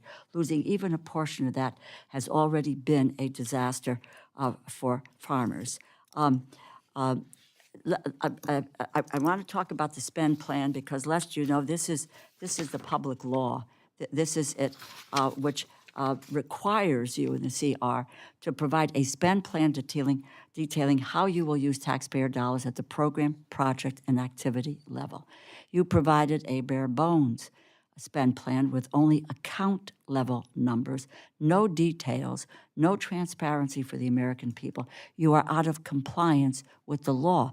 I'm asking you, when are you going to come into compliance with the law with the spend plan? As I said, as far as I know, we are in compliance with the CR, but I will happily go back. And I No, will no, check. I'm right. If we please let us know when we are going to receive the details that we need for this effort in order to be able to do our business. This is an Appropriations Committee. We need to know how much, where it's going, what are the specific programs. We just can't make a decision saying this is the pot of money we need, but we have no specificity about where it is going. And I just might add, you're not the only agency that is not in compliance. So I'm going to ask you, give us a time frame when you can get back to us with the detail. I will take it under advisement. I will talk to my advisors and. Okay, be what I happy was to just saying, respond Mr. thereafter. Chairman, I believe we need to have an answer on when that data is coming before we decide what it is that we are going to spend and appropriate with regard to the Department of Defense. I was listening on trade deals, et cetera, and this is, I will just state this. We're looking at doing a trade deal with Lesotho. Whoa. I know they have a lot of penguins. I don't We're know not what spending else. time on that. Don't worry about it. No, well, yeah, but I think it's important to note that Mr. Musk, who's now gone, I don't know if his contract is gone, for Starlink in Lesotho. Let's just talk about what these deals are beginning to look like. Trade and tariffs. At one point, you said about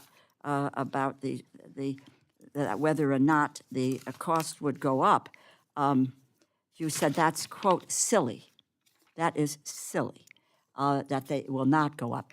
I think Congresswoman Dean and I were at the same meeting this morning where the National Retail Federation is beside themselves with the uncertainty and with the struggle of what's going on with small businesses. 99.6% of businesses have fewer than 500 people. 40%, they provide 40% of the wages are paid by small businesses. They will struggle if they're in a higher tariff environment. And the question of uncertainty looms large on there. Tariffs, taxes on the American people. Let's face it. American people are desperate for help with the cost of living. These trade policies are in fact causing it further. The Yale Budget Lab estimates that tariffs will lower American households' purchasing power an average of $2,500 this year. $2,500, most households who live paycheck to paycheck do not have. Mr. Secretary, $2,500 is not a lot to billionaires, but it's a hell of a lot of money for Americans who struggle with groceries, with health care, and with housing costs. This administration, the president said that costs would come down on the first day. What the administration is doing is making it worse, and the level of uncertainty is providing chaos. It harms our economy, it jeopardizes small business, and it stifles the investment that creates jobs. We need to know what you're doing, how you're doing it.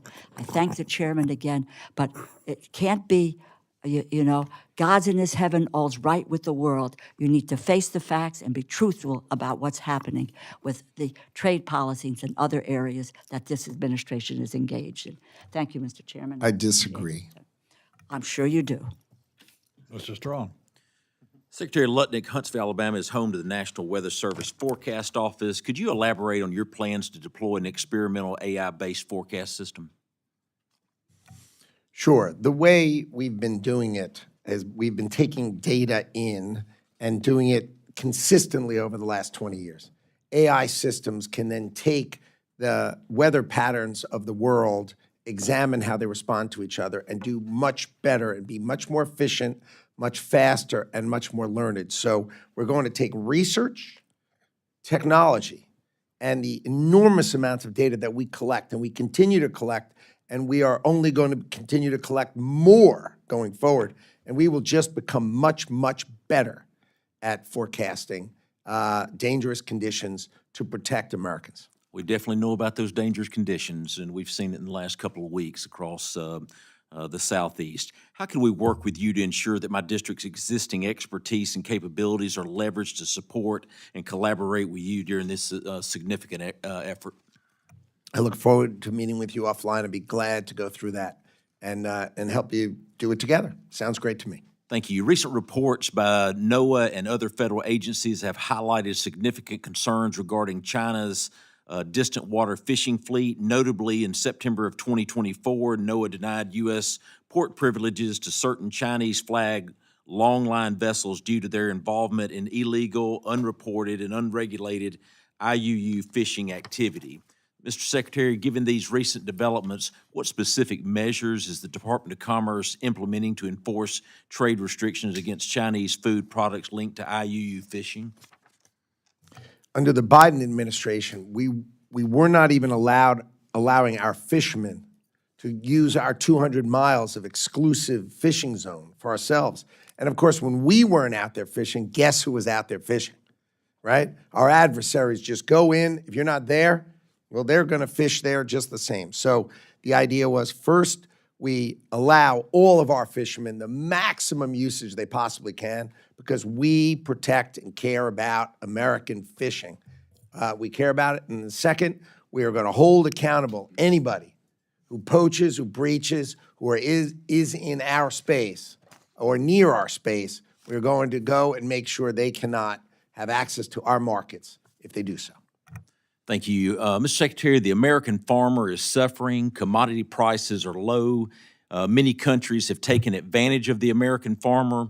It appears that we're buying beef from other countries rather than buying from the American cattle farmer. What is the number one thing as Secretary that you can do to help the American farmer? We, in trade deals, can open the market beef in the UK, ethanol, corn, right, in the UK, cereals in the UK, in Europe, in India. India won't buy a bushel of our corn. If they buy ethanol, right, then that will help our corn farmers. So we've got to open these markets, beef, poultry, pork. You won't believe how poorly our farmers are treated, our ranchers are treated, and our fishermen are treated. We weren't allowed to sell lobster in the UK. And you'd say, oh, come on.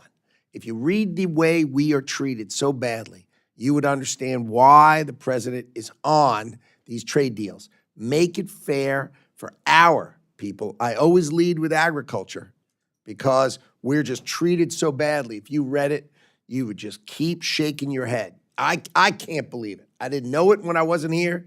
And when I first read it, I said, oh, come on. And it's all sort of old rules that are just not true anymore, and we're blasting those open. And that's what I'm going to do for our farmers, our ranchers, and our fishermen. I'm thankful for what you're doing, and these trade agreements have got to stop where America's being taken advantage of, and I commend you and your staff for what you're doing. I know it's a lot of hours being spent, but we're in a process of resetting America, and the American farmer and the American automobile industry will be better because of it. Mr. Chairman, I yield back. Mr. Ivey? Thank you, Mr. Chair. I wanted to follow up, Mr. Secretary, with respect to the chair's questions about EDA.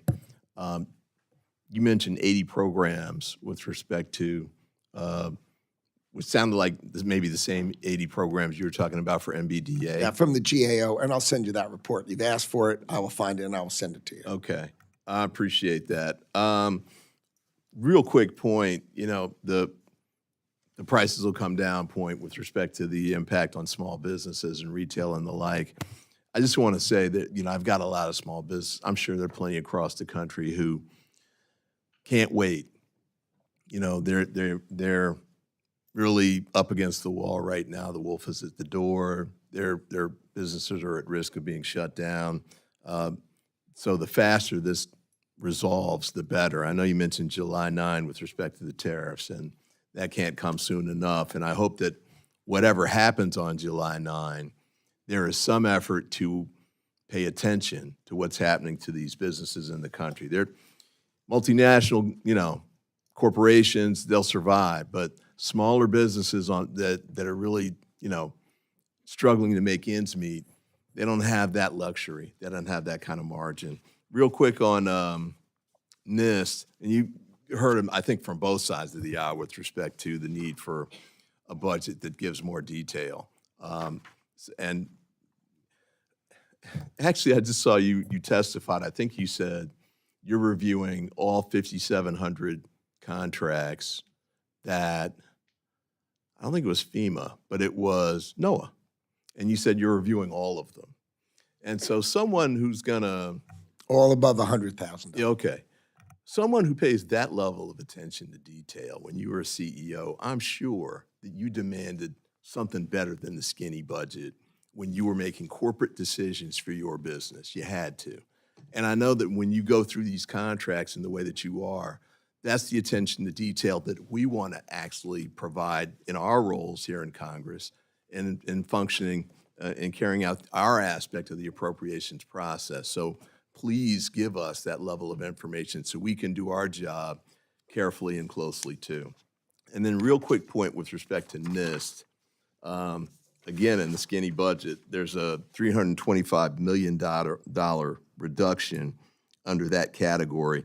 I don't really know where the money's coming from. But NIST is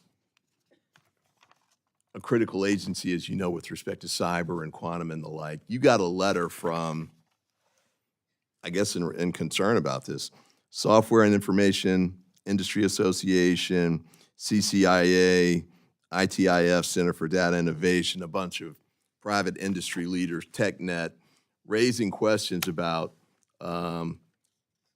where these cuts are going to come from and what's being done with them. The work done at NIST is not just a matter of maintaining technical excellence, it's a direct investment in ensuring that American industry continues to set the global benchmark for innovation. And We emphasize that NIST work represents a high-value investment that directly contributes to U.S. economic growth, competitiveness, and technological leadership.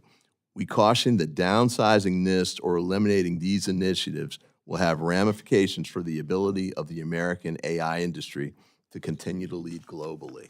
So I share those concerns. I'd like to add to the record this article, Eric Geller, NIST loses key cyber experts and standards and research.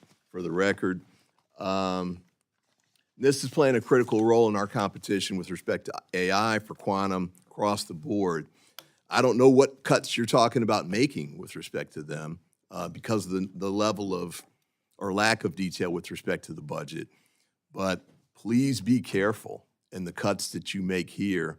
I don't know that any of them are justified necessarily. I can't really tell. But cutting this at this time, and that chart I tried to show you that you couldn't see, the quantum competition, we need all hands on deck. This is a critical time for the United States right now. Making cuts to those industries or to those aspects of the government, they're such key players with respect to the industries. This couldn't be a worse time to do it. So I appreciate your leadership on this and hope that you will continue to make sure that the United States can take a leadership role in these industries. We are not cutting in quantum. We are not cutting in AI, but there are old programs that need to be re-examined, and that money can be used better. And the last thing I would say is we keep talking about small businesses. 90% of our businesses are American businesses, and we keep talking about 10% that import.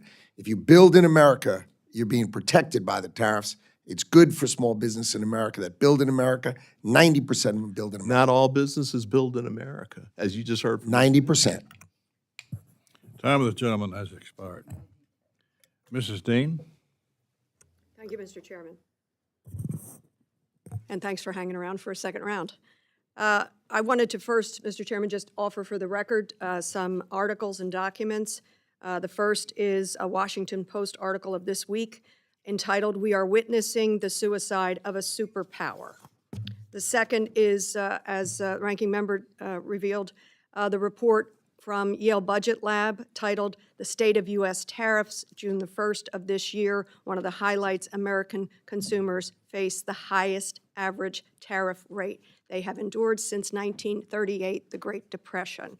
The next one, U.S. Trade document, U.S. Trade Representative titled, "Reciprocal Tariffs Calculations and the Flawed Formula." I'm sure you know this formula very well, Mr. Secretary. It is incoherent and flawed. I enter that for the record. And a New York Times article, April 7th, the Trump White House cited my research to justify tariffs. It got it all wrong. And the final one, which was revealing of my use of the banana here, "Bananas to car seats. Walmart warns of price rise due to tariffs." For the record. Without objection? Thanks so much. I want to ask you about, I was interested in what you said to Mr. Morelli in terms of the mission and some of the language you used, the mission of your department, to protect, defend, and enhance business in America. That was a good summary? Sounds good. I think that's what you said. I tried to write it down fast. Still sounds good. I just wonder, did you personally, or your department, whose mission that is, have any problem with the president's recent trips overseas or the development of his business and his family's business around Bitcoin, meme coin, fundraising, or investor raising dinners? Any worry with the Department of Commerce, with the president and his family growing their own business while on the job? My trip to the Middle East was extraordinary in that sure. we came home with asking you about- $5.1 trillion of investment in America. It was Lutnick, amazing. Mr. Lutnick, I'm asking you, did the question of conflict of interest come up for the leader of the free world? No. No? I think you ought to have a team of lawyers take a look at that. It is grotesque, the way this president is using his office to enrich himself, his businesses, and his families. That ought to be something you're interested in. I want to tell you something I agree with you on. and I agree with the president on the closing of the de minimis loophole. You're absolutely right. It hurts retailers when stuff comes in here, package after package, order after order, under $800, no tax, no tariff, no review. It hurts retailers. But I know the other reason that I believe the president is interested in that is in tackling the precursors of fentanyl and making sure these packages don't come in unabsorbed, unknown, and then off to Mexico to only come back manufactured and to kill our children. So I want you to know, I want the president to know, that's a good thing. And I hope it brings great revenue to our Treasury. It should. We have passed on that at the expense of our children and at the expense of retailers. Thank you. So please take that back. And finally, I guess I want to tell you, do you know when we met? I don't know if you remember. We met once in Davos. We had a very interesting conversation. And you told me some of your backstory. And this goes back to where I started with stability. I think it is very well known that when you began college, your father died. And what a trying time that must have been because your mother had predeceased. And you were at Haverford, very near my district. And Haverford College said, stay. You stay. Get your education. And you did. And they offered you that stability at a time when you must have needed it most. I had a similar experience. My father died when I was in my 3rd semester of college, suddenly of a heart attack. Difficult. We were all wobbling for quite a while. But his company offered scholarships to kids who lost their parents. And I got a scholarship to go to law school, offering me stability that I had no idea I would ever lean upon. I take you back to that, because what have you done in the meantime? You rewarded Haverford. You're making sure that other kids get that stability. Please take that back into your work in the Department of Commerce. You know stability is what our consumers, our constituents, our businesses, our banks need. This is not stability. It is an incoherent tariff policy that is costing every single one of us. Mr. Mervyn?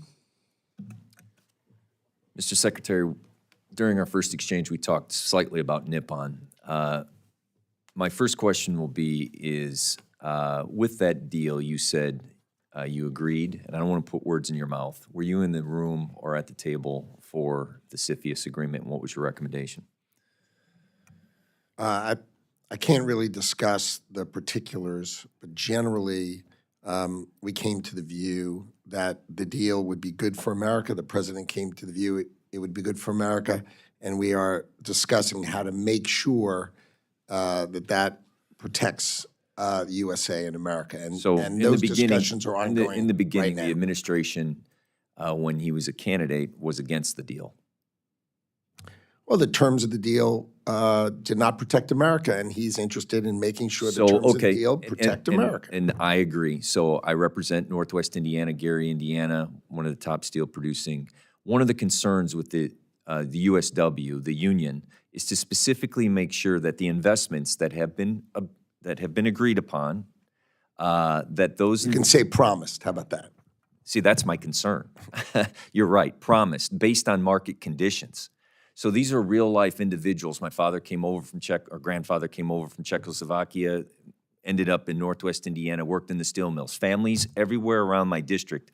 It is our economic engine. You have passionately talked about how it is a national security issue, right? So with that, many promises have been made. First and foremost, to my steelworkers, just a recommendation. The USW wants a seat at the table because they are concerned about disinvestment in their union blast furnaces that will go to non-union shops in other parts of the country. So in my district, which I'm here to protect, that our concern level is to make sure that the administration hears the voices very loudly and clearly from my district, that we want assurances, not based on market conditions, that this investment, promised investment, will protect steelworkers' jobs and tradesmen who provide the maintenance on those blast furnaces. So what are you going to do specifically, not not broad strokes of what's going to happen. Specifically, what are you going to do to protect those jobs in my district? I agree with you. My understanding is the president agrees with you, and I think the end result of the transaction with Nippon will agree with you. What are some of the specifics, or can I get a commitment from you that the USW union representation leadership will have a seat at the table to protect their interests in U.S. Steel?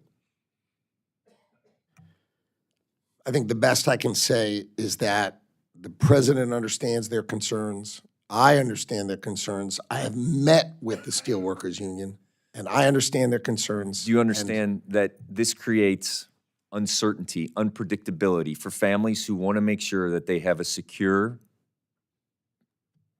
income, health care, secure pension, that uncertainty causes great disbelief in what is going on? And specifically, what are you going to do to protect those jobs? I understand you agree with me. We agree that a $14 billion investment on top of a regular $14 billion investment, that's pretty good. But what are you specifically going to do to protect those steelworkers' jobs? The President of the United States flew to Pittsburgh and I saw the press conference. I've got a minute. What are you specifically going to do? I saw the press conference. I saw it. I saw the rally. Specifically what are you going to do? The President of the United States will direct what he wants to do, and I will assist him in doing so. He knows the Steelworkers Union concerns, and I think they will be very happy with the outcome. Okay, so time is of the essence. They want a seat at the table so that there's not disinvestment in my community and investment in other parts of the community which would have cheaper labor. I want to make sure that I articulate that to you. Then ultimately, I also want to ask about, with the Nippon deal, if there is reshoring manufacturing and there's a 50% tariff around the world on steel, correct? Nippon now is an investor in U.S. Steel. Please tell me if they are going to be able to circumvent that 50% tariff and ship steel. No. No. If Okay. they make it in America, you don't pay the tariff. If you make it anywhere else but America, anywhere else, you're going to pay. But are you following me? A foreign country is investing in an American company to circumvent those trade policies or to the tariffs. If you hire Americans and you build it here, you don't pay the tariff. Okay. So if a foreigner builds, good for them. Okay. But in America, with Americans. Know that, I just want to close in saying, know that I agree a $14 billion investment in the infrastructure of our steel industry is a good thing. But understand how vitally, gravely important it is to the steel workers, to my community, to my economic development or my economic engine. Time of the gentleman You has stand up for those expired. jobs. Thank you, Chairman. Mr. Secretary, you have been so generous with your time. I'm sorry that we went over what we had intended time-wise, but it was worth it from our point of view. We look forward to working with you to be sure that you're a success, and we're very impressed with your exuberance in the work that you're upon now. So good luck to you. We wish you well, and we want to stay in touch with you to try to help to be sure everything works out, number one. So that concludes today's hearing. We want to thank our witness, Secretary Lutnick, for being here and sharing with us his plans for the future. Without objection, members may have 7 days to submit additional questions for the record. The subcommittee stands in adjournment.